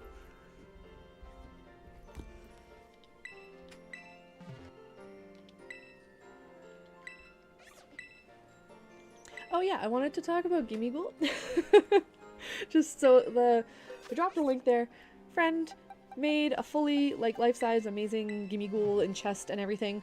And that was the last time that I looked into Gimmighoul's size. But as far as I could tell, it seemed like chest form Gimmighoul was measured. It's a 1-foot Pokemon, 30 centimeters, and it seems like it's measured to the top of like the Gimmighoul's head inside the chest. The chest itself is absolutely bigger than a foot, based on like comparing it to a Rowlet and everything. Which was just another one that I thought that was silly. I didn't expect that, right? And I think even if the chest was closed, it was still too big to be like 1 foot. But it's way too big when the chest is open. Ooh. Nice. Okay, this is gonna be tough. Was that the very first Sinistea I just checked? Already losing track? I think that was the first Sinistea I checked. Okay, cool. First Sinistea. Are any of the rest of them? Perfect.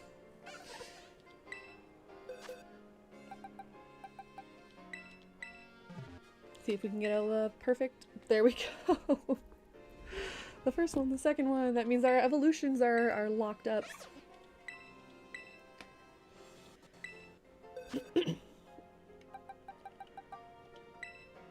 If we have enough. If enough of them are perfectly average, I'm gonna start evolving them. Just to test, in this game, if evolving a perfectly average always yields a perfectly average.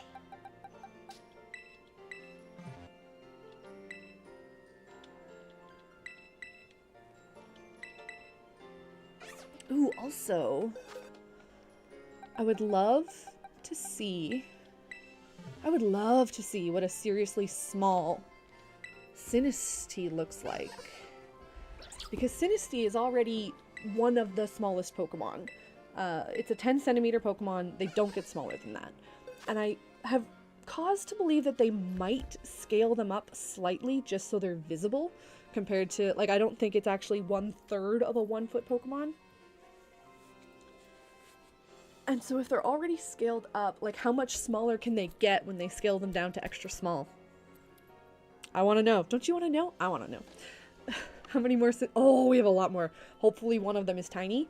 But I do need to go to the bathroom. So we're all going to take a minute, stand up, stretch. I'll be back in like 2 minutes.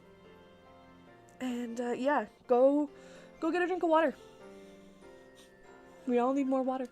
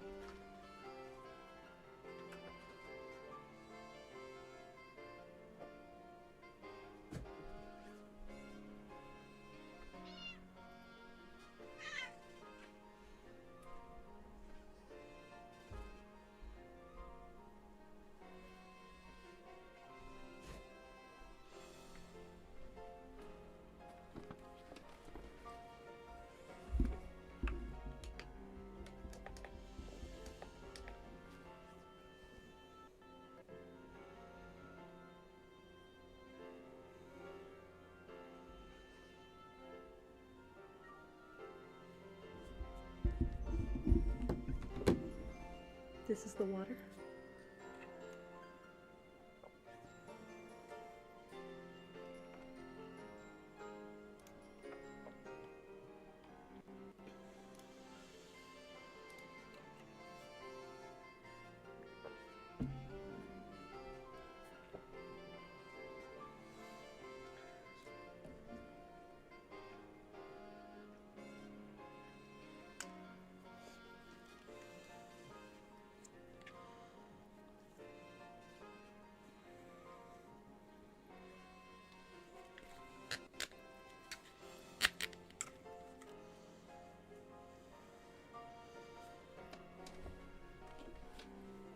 Okay, we're back in it.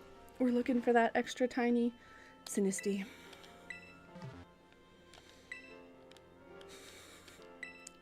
Well, at least we have a bunch of perfect ones. Oh gosh. I was gonna say, because I want to test a little bit that concept of if when you evolve them they stay perfect. But this is not. What the heck? This is not the easiest Pokemon to have to evolve. I'm going to be evolving something en masse. It is not convenient for it to be a Sinistea.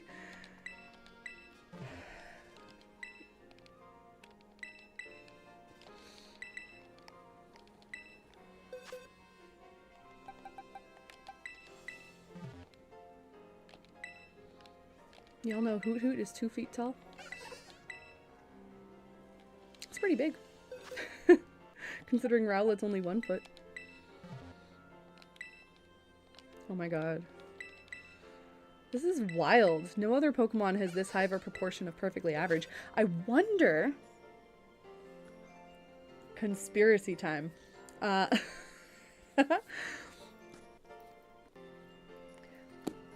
wonder if Sinistea cannot... Oh, never mind. It's there. I was just about to conspiracy theory that they can't be small, that they don't naturally spawn small, because the model wouldn't be big enough or something. But like, there it is. There's our pint-sized one. I'm excited about that. I think we have to have a picnic now.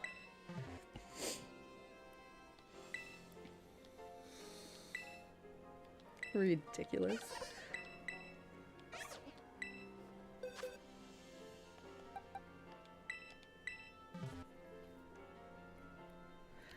I think maybe that was a Poochyena. That was a Poochyena.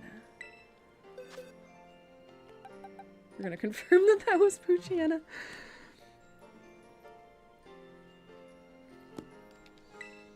Cool. That's something different from a Sinistea.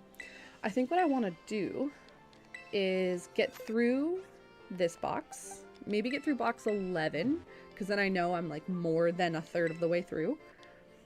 Then actually organize the boxes a little bit. And then after they're organized, I might go have a picnic.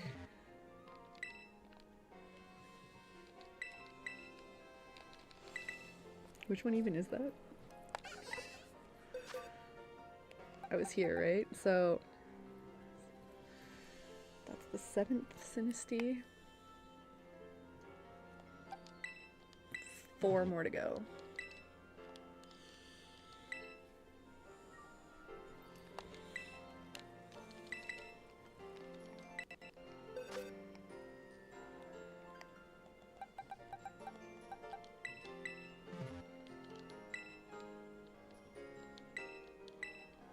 Okay. We have so many more. We have way more average ones than we have anything else. Okay, we got a couple big ones at the end here.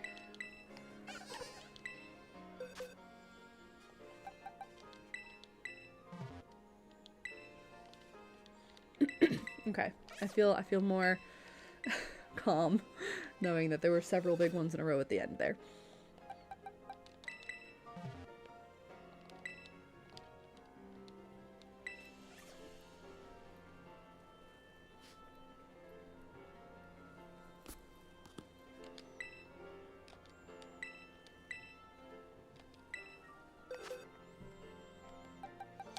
Ooh, you know what would be fun?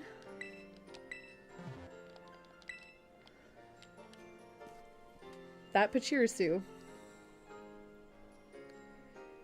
I can pull out and compare to her Pachirisu and try and gauge what size ranges they are. I assume we're looking at like one extra small, one extra large, if I had to guess.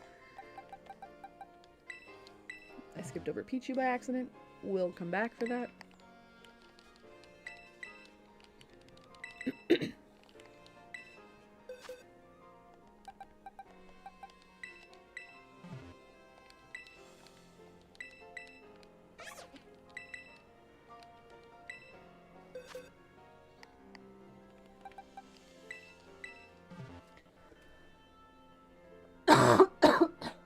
Pardon me.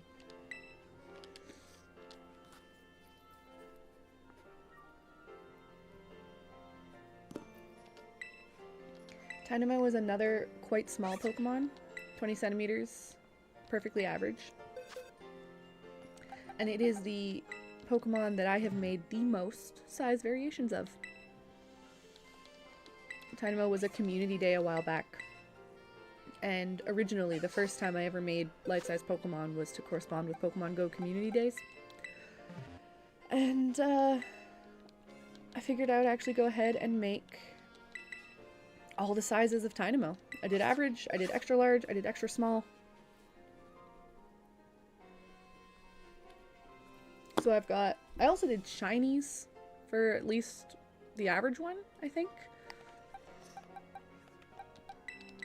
So I have at least 4 Tynamo floating around my house. And they're all pretty small and occasionally get lost.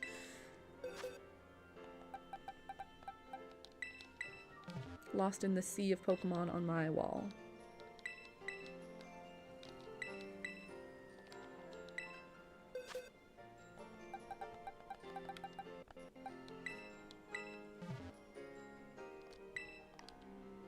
Nice.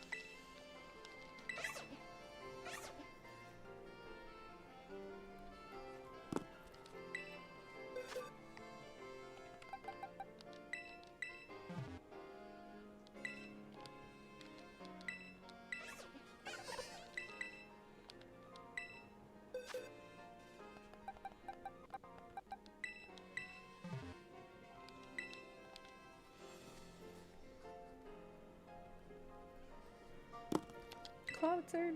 That's quite a lot out of this box. I mean, I know we had the whole Sinistea fiasco phenomenon. Phenomenon is what I want.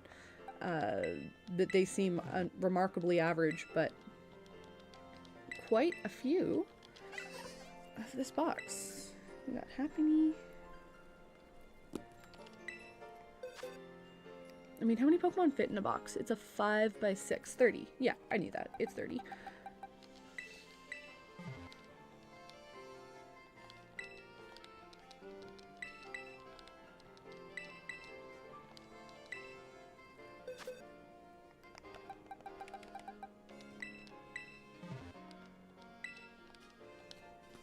Look at that.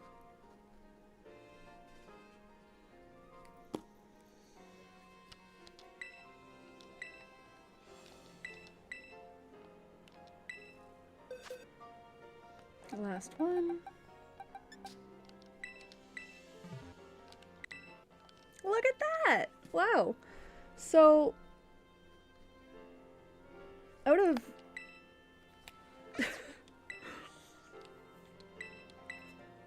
out of a total of 30 Pokemon that fit in a box, we were missing, no, it was a full 30. We got 1, 2, 3, 4, 5, 6, 7, 8, 9, 10, 11, 12, 13, 14, 15. It's like half of them were perfectly average in box 10. That's wild.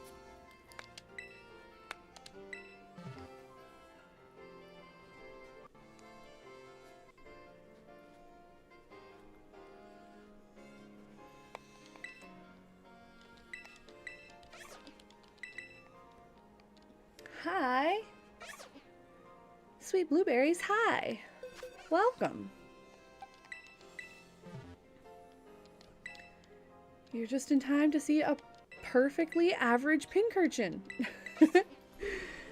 We've been going through box by box.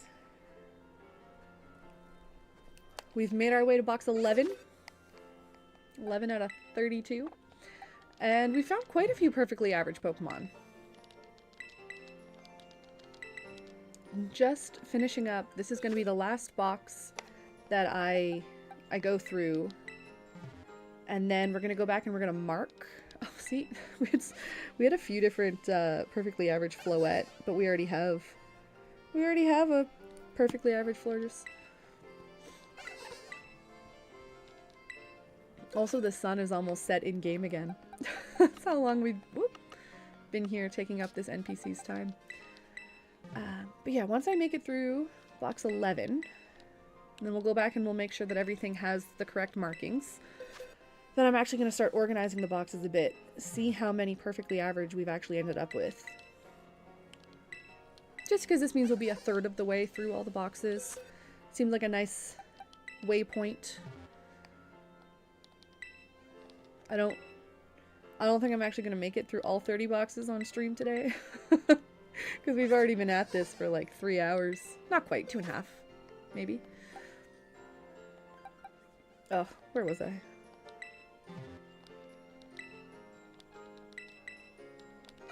Going back, I'm starting it. I think I already did the Clefable and the Floette. Yeah, I don't think we've already been, it's been a few hours. We're not going to make it through all 30 boxes. But we've made some good progress, and there's a couple Pokemon that I'm just really keen to pull out and have a picnic with for curiosity's sake. I really want to see what an extra tiny Sinistea looks like. I want to see... Ooh, that was Doug Trio, I believe?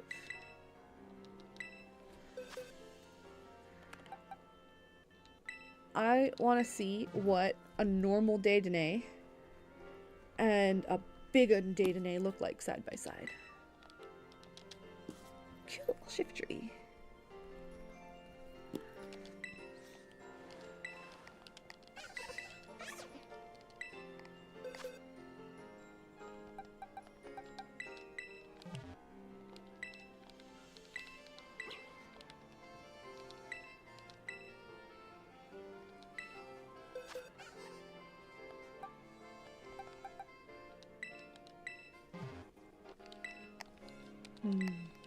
I want an average Hoot Hoot. Feels like another one that would be a pretty good benchmark for comparing things against. I'm actually not certain if its eyebrow things count or not. We got the Iron Jugulus though.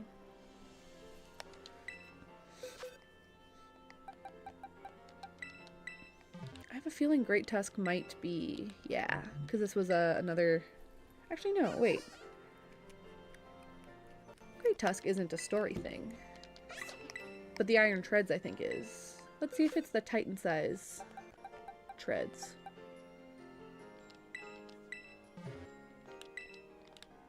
Oh no, it's perfect. Not mad about that. Never gonna be mad about that.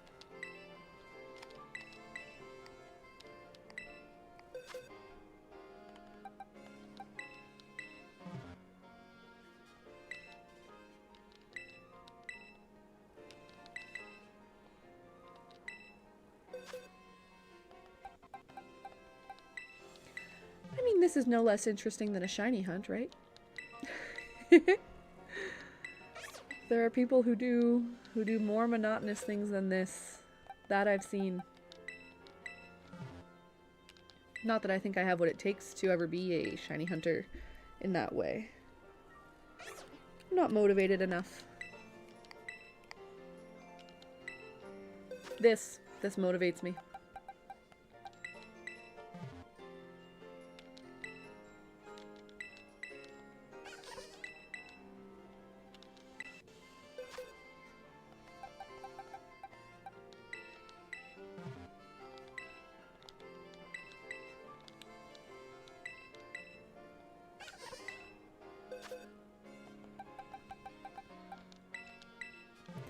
I believe I was gonna say, I believe I found a perfect Milcery last year, end of last year, like last December, when I made my Milcery. I don't know if it's actually that one. I might have a second perfectly average one somewhere else.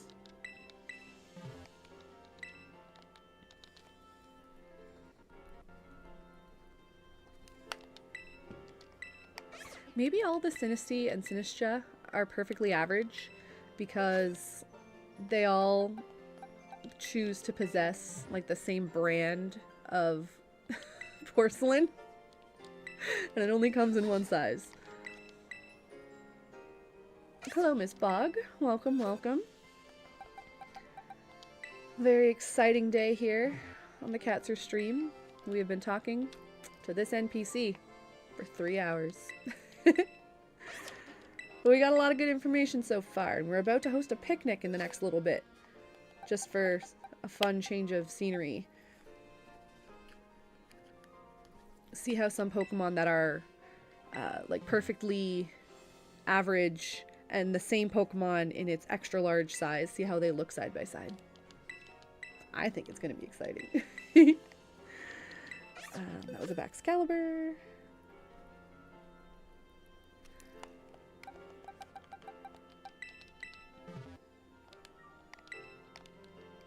Pint-sized Tauros. I wonder how small a pint-sized Tauros is.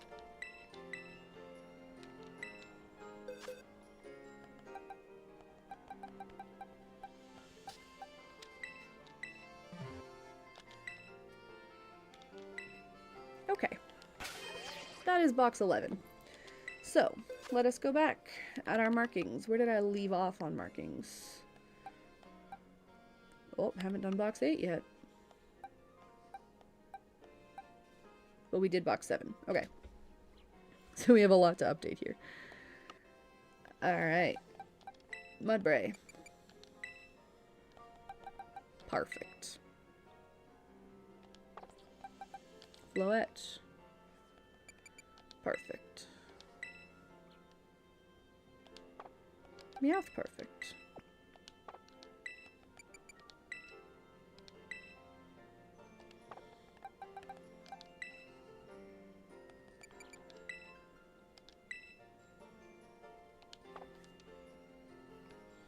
Tinkaton also. Our Halucha was pint size.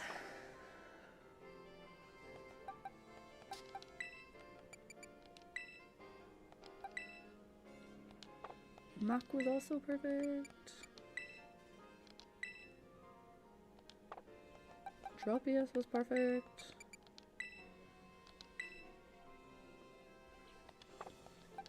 Hariyama was perfect. Houndstone was perfect. And Gastrodon was perfect. Big boy Snorlax do come soon. This is true. Mr. Duck. Yep. Yep, we're not working it on stream, but it is something, that's what I plan to work on this evening.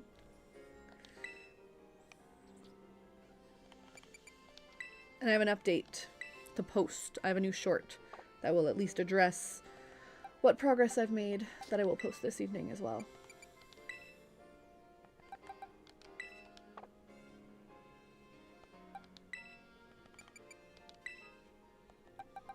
I don't think there's a way...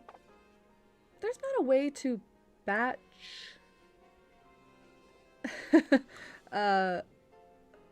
mark Pokemon, is there?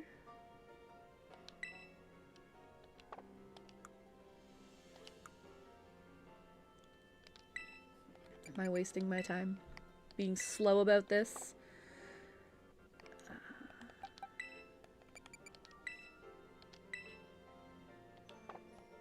Yes, the Gimme Ghoul was perfect.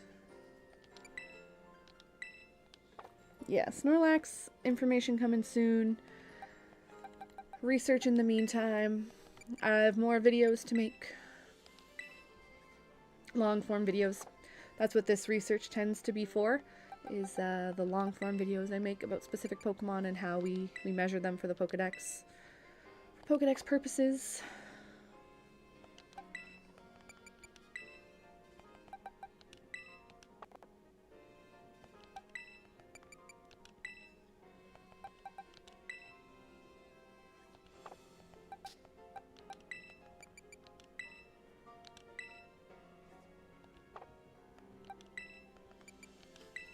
Oh, not an item to hold.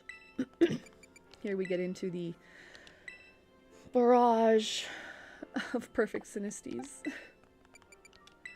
They're all perfect.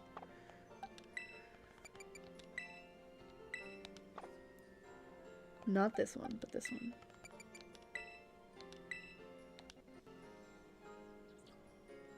Okay. And then most of these ones.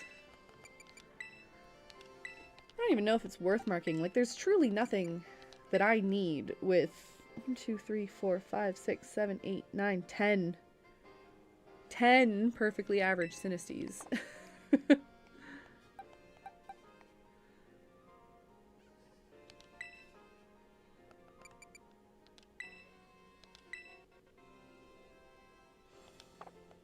This one was pint size, though. That was important.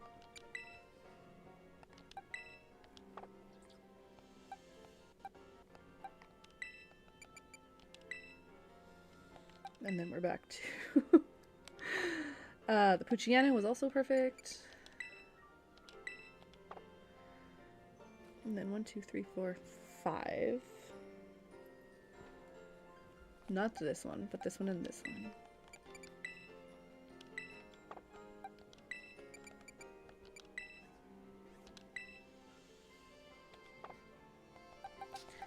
And then Houndour was...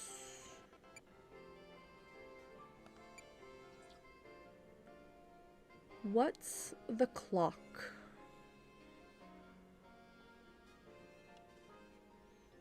I'm gonna need you to elaborate. I'm not sure what the clock. But welcome, Mello. Happy to have you here. Houndour was a biggin. What clock we talking about?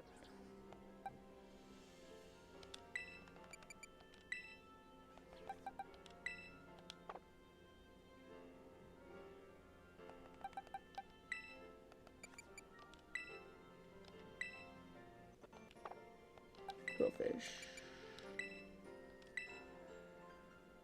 Cloyster.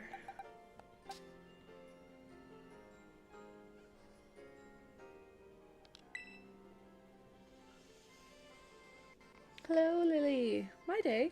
It's going not bad. We have, in fact, far more perfectly average Pokemon than I anticipated. And that's what's keeping me happy right now. Gonna be interesting to see once I finish marking these next few. Based on, I was just asking the NPC what's average or not, and wrote down which ones are average. Now I'm adding markings, so I remember which ones were average. And once I finished marking these last couple boxes, I'm gonna actually like move them to their own box and get them arranged by size. And I'm interested to see just how many we have. Seems like it's gonna be a fair few boxes worth that are all perfectly average.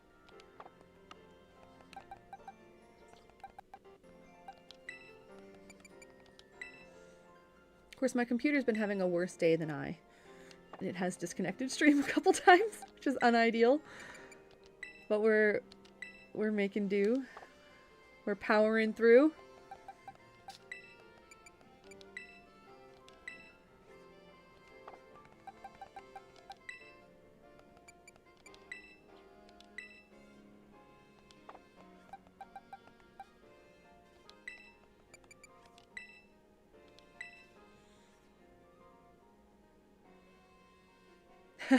Hey, you're welcome to fall asleep here. I take sleeping views. That's allowed. But a nap sounds good. I hope you get good rest. Thanks for popping in. Hope to see you at the next one. Next time, if you're not as tired, we can chat a bit.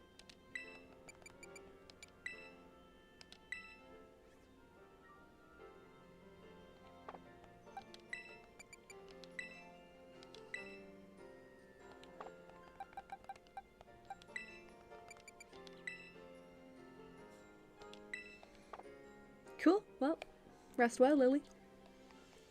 Enjoy your nap. Misery.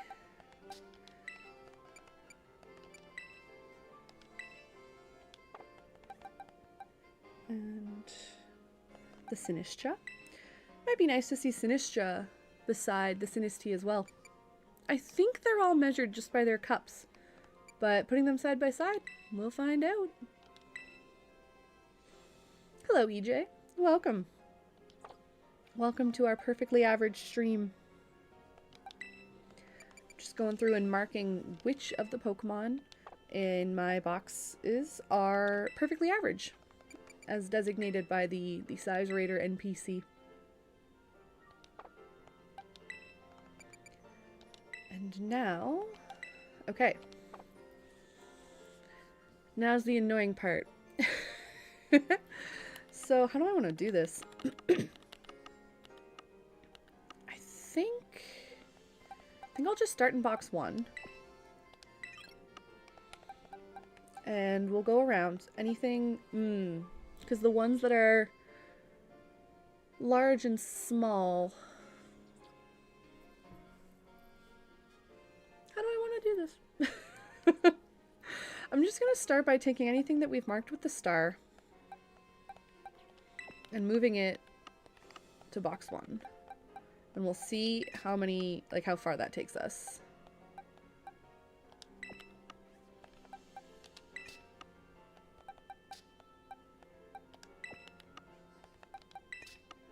Ghastly's another interesting one that I might want to check out sooner than later.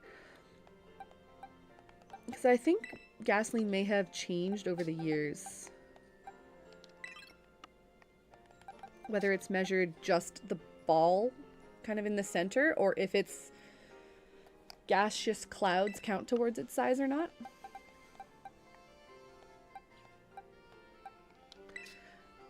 We are playing Pokemon Violet right now.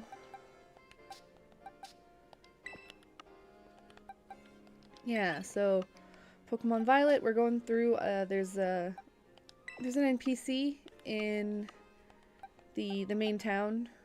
I'm so terrible with the names of cities in Pokemon games. But you can go and talk to them, and they will look at each of your Pokemon individually and tell you which ones are perfectly average sized, or if they're extra large, extra small. And that's all we've been doing today. It's been like hours of me going through one by one, asking this NPC how big they are. Because I want a whole collection that's all perfectly average. That's my dream.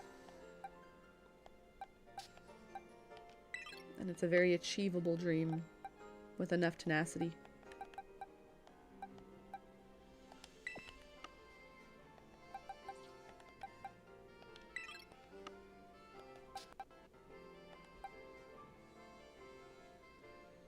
I'm not sure what to make of that question, EJ, because I have made many life-sized Pokemon. Many. Like 70, I think. I am going to make a Snorlax very soon. I've started working on my Snorlax. So I've got some updates coming about that later on tonight. I have a short to post as an update. But I've been making progress.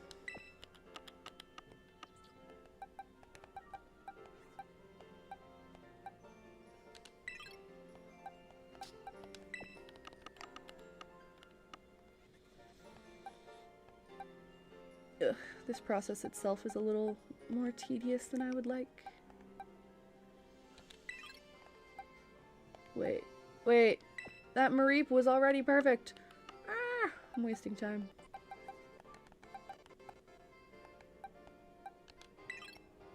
You're not perfect.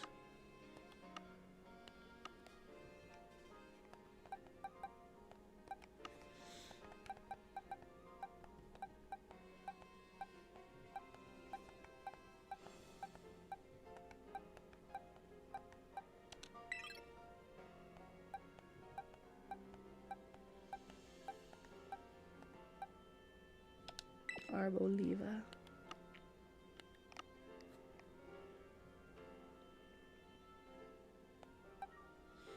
Hey, that's awesome. That's awesome, EJ.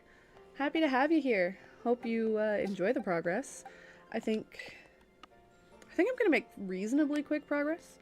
All things considered, I do work fairly quick, so you should see some satisfying results soon enough. But yeah, I appreciate you being here. Okay, that is one box full of perfectly average Pokemon.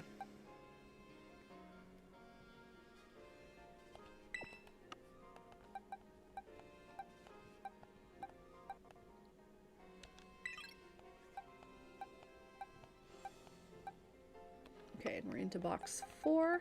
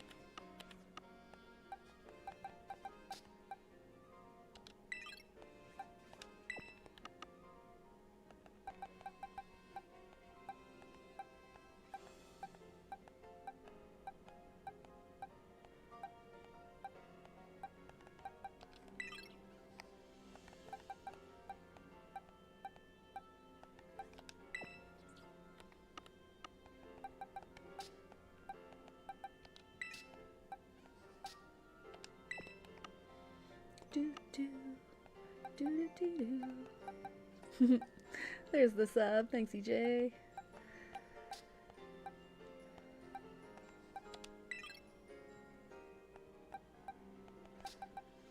Okay, box 5.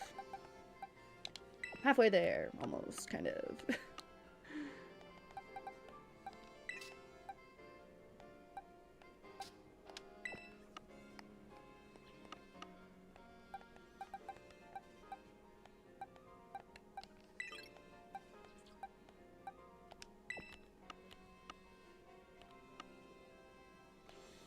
Had a very strange experience a couple days ago with, oh, it's not even going to show me the height of Pachirisu, is it? Not even the average height. I don't know, man. I had, hey, Mia. Welcome, welcome. Doing some box maintenance here, getting everything organized. I was looking at Pachirisu's Pokedex and realizing that it was a 40-centimeter Pokemon as I was looking at it. Which felt so odd to me because I was sure in my heart of hearts that Pachirisu was a 70-centimeter Pokemon. And now I don't know why I ever thought that. I don't know where it came from. I don't know if something changed, if its size got retconned at some point, and I just remember the past. I don't know if I completely made it up unknowingly once upon a time. But now I'm very curious about it. Does anybody else have any memories of Pachirisu being big? Where was I?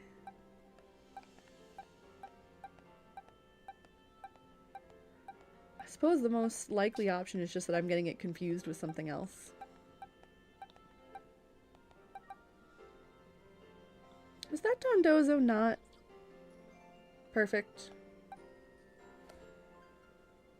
What box am I in? 5? That Dondozo was totally perfect. And that Dedenne was a biggin. Did I not mark that? Did I get distracted? I marked these two. I have to go back and double check my work on that.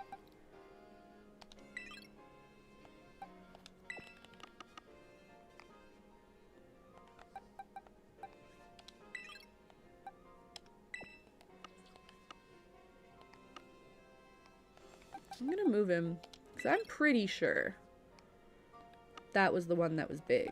Or perfect.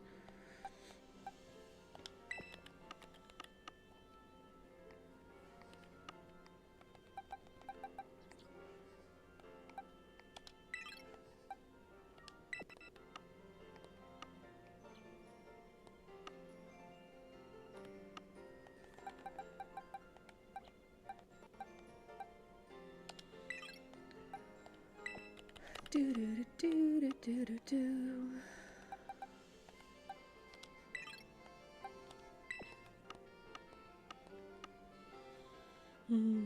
So hard to keep track of where I am. All these Pokemon all blending together.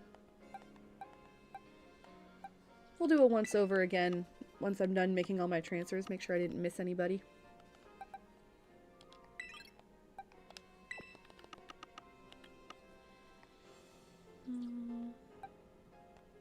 I just moved that Flittle, right?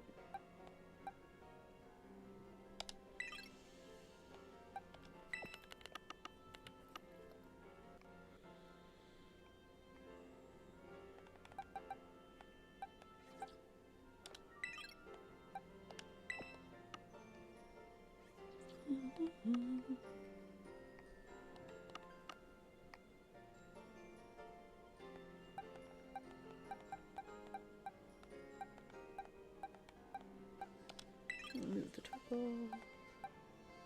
Move the Passimian.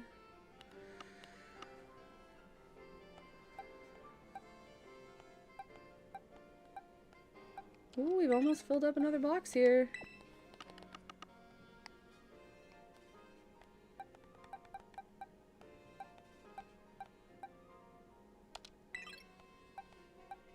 Okay. So that's everything for this box. Move on to box 7.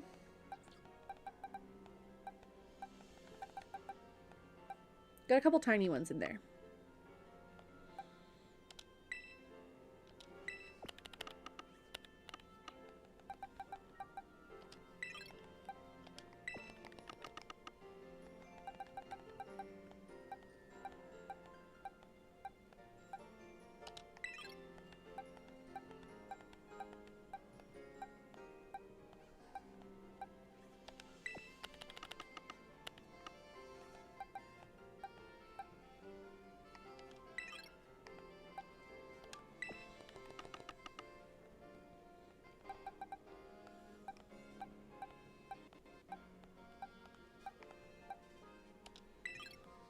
Okay. On to our third box of perfectly average Pokemon.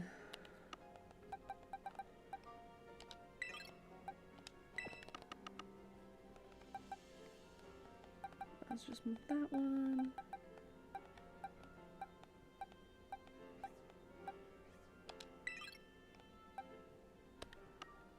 And we're in box 8. Start from the top.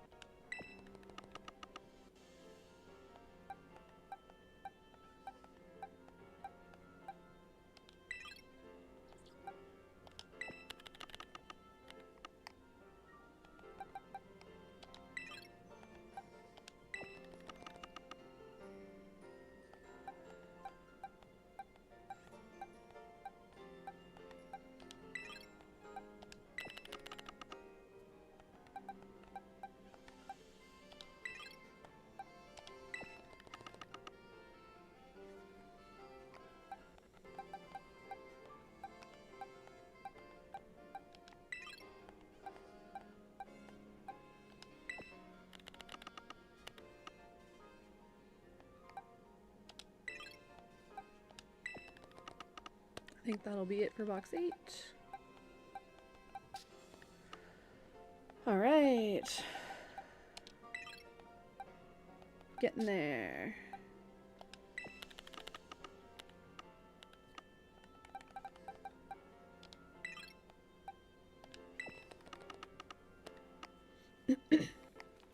We have 9 boxes total to go through. Or sorry, 11. This is 9. 11 total to get through.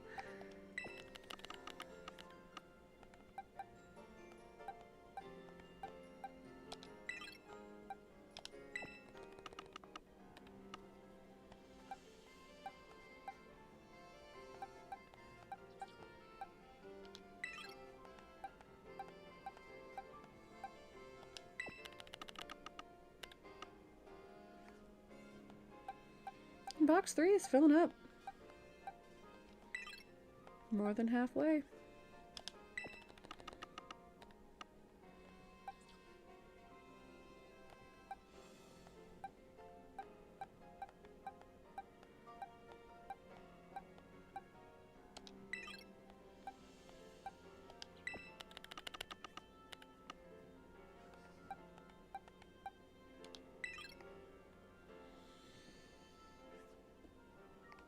Rihan, welcome. Am I gonna make the normal Snorlax? Yes, I am. Yep. I'm guessing you're probably coming from watching some of my shorts. I am excited to make a Snorlax. That's why I'm doing this at all. But the fact that I'm doing this at all, I figure I might as well make Snorlax. Like, while I'm at it, I should go all in and do the normal one as well. So the current plan is that I will crochet a normal Snorlax as the base of what goes under the moss coating of Snorlax.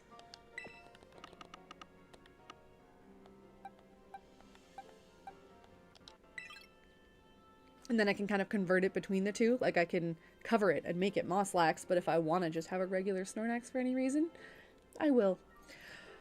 Will I stream the process is an interesting question. Like, maybe. I am filming a lot of the process so that I can make a long-form video to post about it in the end.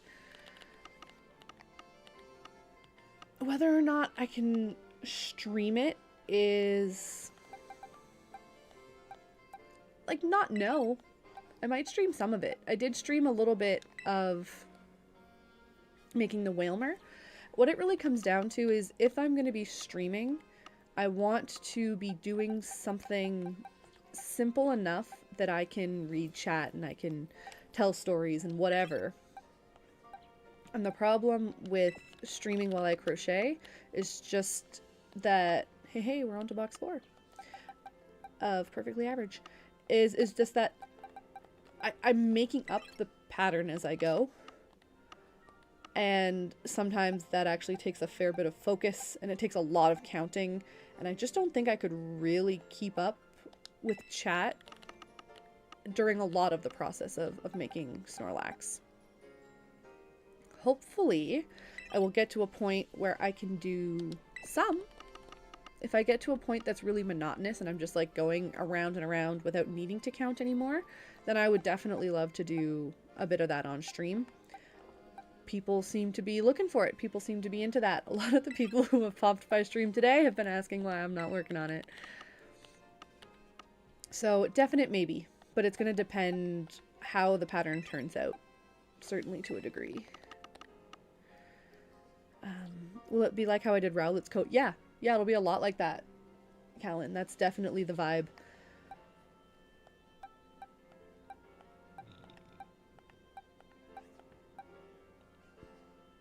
Because I figured, like, it needed something underneath that coat, that moss coat. Like, it didn't necessarily need to be anything crocheted underneath the moss coat, but I did want it to have shape. And I wasn't going to be able to capture the exact shape of Snorlax that I really want with the pattern alone. Like, shaping your crochet to have that level of, like, you can see where the feet are and all of that. It's very hard, very hard to get that level of detail into a free-handed pattern. Which means that whatever was underneath what I crocheted, like the stuffing of it, would need to have some of the shape to help define it. And if I need the stuffing to be shaped vaguely like a Snorlax, well, the stuffing might as well be a Snorlax. That was my train of thought.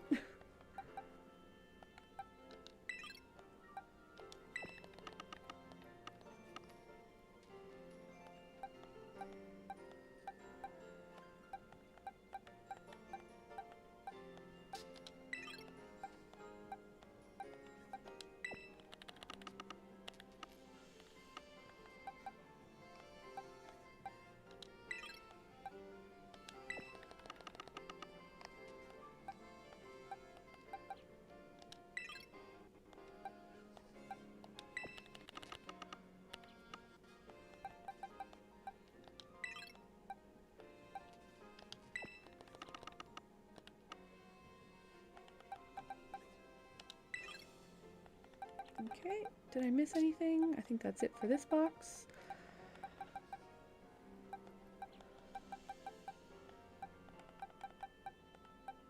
Okay, on to box 11, the final one that we have gone through at this point.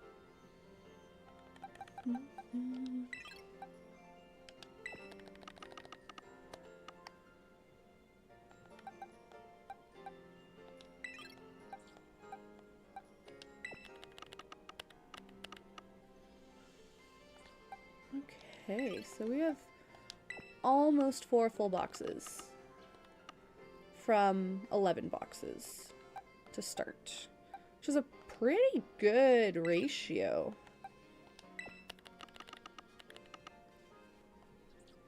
One of the other things that I would like to do, so many lofty goals and dreams, one of the other things I would really enjoy doing is like trying to make a distribution table of the sizes of Pokemon to see if it's like a bell curve, like if the extra small and extra large are the least commonly found, they're the rarest, and if average is the most commonly found, and it actually makes like a nice bell curve. I think that would be fascinating to see. It could be that they're all like equal distribution. That would also be interesting, but that's going to take a lot of sciencing. Hi BMX boy. I don't take orders on my channel. I will work on Snorlax when I have time to work on Snorlax. This is my research work. Welcome to the other half of what Katzer does. When I'm not crocheting, I'm doing research. Alright, I'm going to clear out the last few Pokemon from box 4 that are not perfect.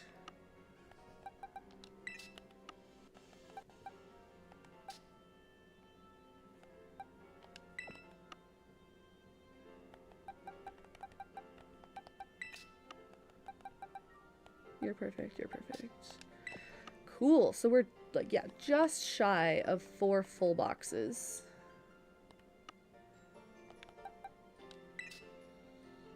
which is over 100 Pokemon. That's pretty awesome. What I need, so let's see. It is getting, it's a little late. I mean, I might be done for the day soon. But we're here. We're going to do a little bit more, like we're going to do some picnic research. I just need to remember, I'm looking for, I wanted to pull out Dedenne. I wanted to pull out Sinistea. I had talked about maybe doing Azurill and the Dedenne. So if we're pulling out Dedenne anyways, maybe Azurill. And then if we're doing Sinistea anyways, I think it was actually, I thought I had a perfect Sinistea, but I think actually what I had was a perfect, the evolved one.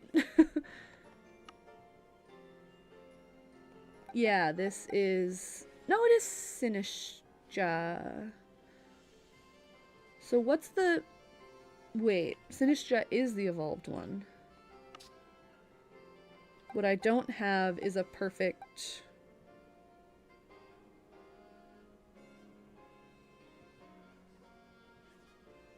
Poltergeist. Is that right?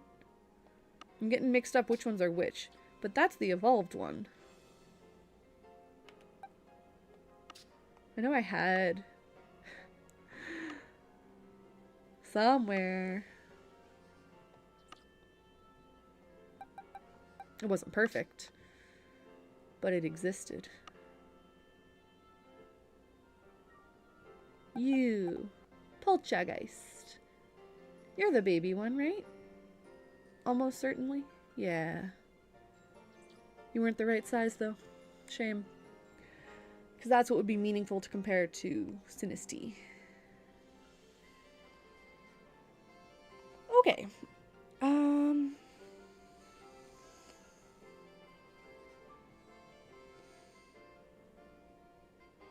Cool.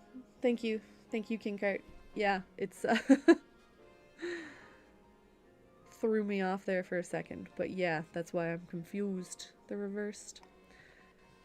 Okay, so where is my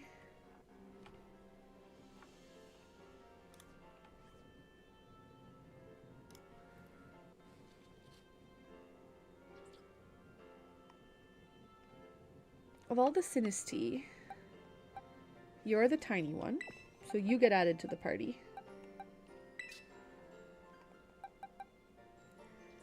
And then also, there should be a biggin Dedenne somewhere in here.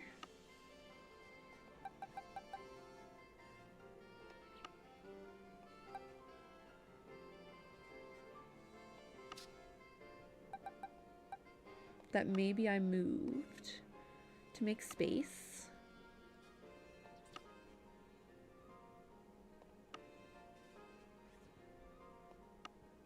I'm not seeing Dedennes.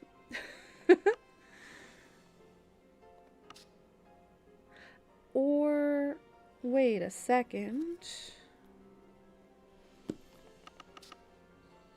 It was in box 5. I think it's this one. And I think I just didn't mark it because I got distracted by chat or something. So there's those. And then what I want out of the perfects is any other Sinistea. I've got an Igglybuff in my party. I don't remember why.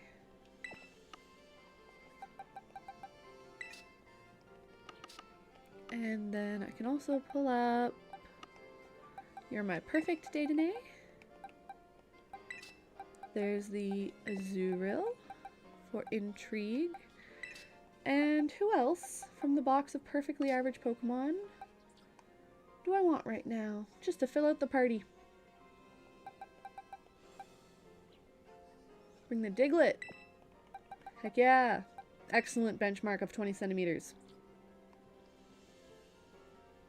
Okay, so we got 20 centimeter Diglett, we got 20 centimeter Azurill, 20 centimeter Dedenne, extra huge Dedenne, and then 10 centimeter Sinistea and extra tiny Sinistea. Glad you're enjoying yourself, Emily. Picnic time. Oh, also we should save. And while I have her here, I just want to double check real quick that this is the correct Dedenne. She should say it's a real biggin. Yeah, okay. And then I will do the same thing, quick double check of my Dondozo that I'm quite sure was perfect, and I just forgot to leave the marker. There we go. Okay, cool. So that's good. We got a little bit of lag going on here, and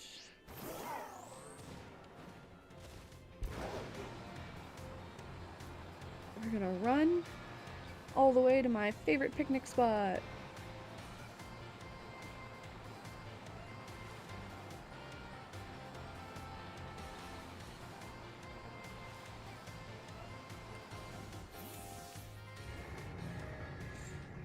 I am quite excited to see, in fact, how big biggins are. Oh, you know what would have been interesting? Next time, next picnic. But if, once I see approximately how big it looks, then I can estimate what size it could be, and then I could bring Pokemon, like I could bring a perfectly averaged 50 centimeter Pokemon and see if it's as big as that, and like try and actually pinpoint the number of how big a biggin is. That sounds like fun to me.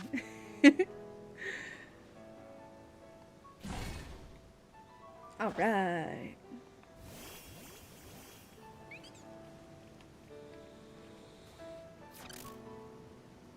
Okay, so for the uninitiated, because I know that most of us do not have as much of the Pokedex sizes memorized as I do. Sinistea, 10 centimeter Pokemon, small as they come, about half the size of my head. And then this must be our, oh yeah, this must be our tiny Sinistea. Definitely looks smaller, floats lower. Isn't that curious? This one's like shoulder height.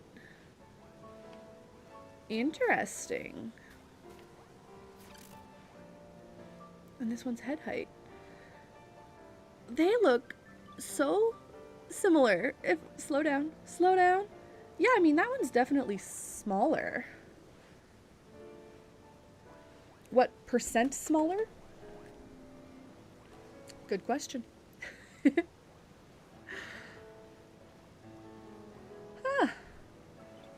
Okay, well, hey, I don't have any strong conclusions to talk about in this moment other than, yeah, that looks smaller. I think the most interesting thing is that it floats lower. And I have never really got a specific answer necessarily to like why things float at which height they float at. But that's really interesting to me. That's another thing that I'll keep an eye on going forward to see if I can find a pattern. Moving on, we've got, I believe that looks like our smaller Dedenne. So that's our extra biggin. Right here in front of us, we've got Dedenne, Azurill, and Diglett, all of which are 20 centimeter Pokemon. And interestingly, I'm gonna have to whistle and see if I can get them lined up. They wouldn't count Azurill, no, so they're not counting Azurill including its tail. I don't believe. If we look, okay, Diglett lined up with the top of Dedenne's head, not ears. Checks out for me. But no signal. Oh no! Oh no! Did my... No, my Switch can't run out of batteries. It's plugged in. What just happened?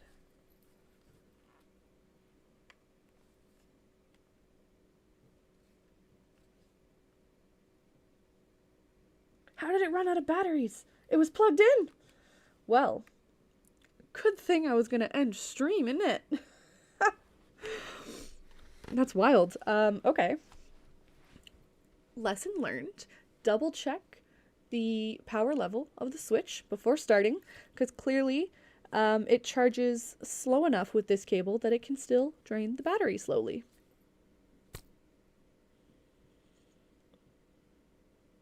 I'm just trying to think if there's anything clever I can do quickly just to finish this picnic. Excuse you. Twice now it's done that. I don't know why. That's... okay, I guess that's why. Anyways, I can't think of a clever way to get my Switch charged and running fast enough to finish the last like 4 minutes I wanted to do of this stream. So I guess that's just where we'll start next time. I'll finish that picnic next time. Good thing we saved. Cool. So, Emily, yes I am saving up to make my Snorlax. I've bought quite a chunk of yarn, but not nearly all of the yarn. And so yeah, that's what like this fund is all about. I don't expect the vast majority of people to contribute. That's totally fine. But a few people have been asking me if I have like a GoFundMe or a fundraiser for the yarn, if they want to chip in, and I do, and it's that. And this is all being hosted on my Ko-fi. That QR code there would take you there. And yeah, I'm hoping $750 will cover it. It's I think reasonable. It's not like crazy generous or anything. I think it's not like it's going to be close to that, but I think that should cover it. I'm excited to see it too, Nene. I think it's going to be awesome. And in fact, now that stream has forcibly ended, I will probably start working on it. I think I'm going to go downstairs and start crocheting, actually. I'll post my update short so everyone can see the next couple parts, and then I'll start crocheting it. That's what I'll do. All right, well, you know what? I feel good about the progress we did here today. Certainly slow progress. Again, it's been like over 3 hours of just talking to that NPC, and we're about a third of the way done. So we're looking at 9 hours all in. And then I want to do the same thing in Legends Arceus. It'll be way faster in Legends Arceus because it's in the actual summary and I can just like click down the list. I don't have to keep clicking through menus of talking to an NPC, and it'll be faster, but it'll still take a bit of time to do that, like what I was just doing in terms of like moving them around the boxes and getting them actually organized. I did not find the perfectly sized Beldum that I wanted to today. Didn't even not get to that. But, oh well, we'll do that. I do think I'll be streaming again on Sunday is my plan. So everybody mark your calendars. Sunday we're doing another research stream. It's going to be less of this organizing stuff, and it's going to be more of picnics and comparisons and screenshotting. Hello, Banana. You are, in fact, unfortunately, kind of late. I am just wrapping up here because my Switch ran out of battery. Isn't that wild? It was plugged in, but it was still slowly draining the whole time it was plugged in, evidently. So, but I'm just announcing that I will be streaming on Sunday. That's the plan. And mid-afternoon, again, is usually when I aim to start. So, think Sunday around 2 o'clock. Ring the bell and all that good stuff so that like YouTube will tell you when I go live as soon as I go live. And that's gonna be the look at Beldum, compare Beldum to Metang, compare Metang to Metagross, compare all of those Pokemon to other Pokemon like within their size categories. That's going to be that whole deep dive happening this weekend because I need that research so I can get that video out a week from this weekend. It's a whole system. It's a whole system we got running now. So that'll be coming up soon. I will very likely be doing some of this organizing stuff off stream just to get it done. I just want it done sooner than later. Yeah. Yeah. So thanks for hanging out. I appreciate the company while I go through this tedious work. I think I'll do some more of it on stream.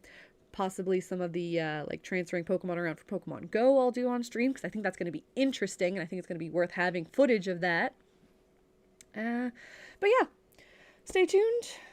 There'll be research streams most weekends. There will be these types of streams casually throughout the week, more sporadically perhaps. Yeah. And if you want to see more, there are plenty of shorts coming. I appreciate everybody who subscribed today. Oh, wait. Callan remembered something funny.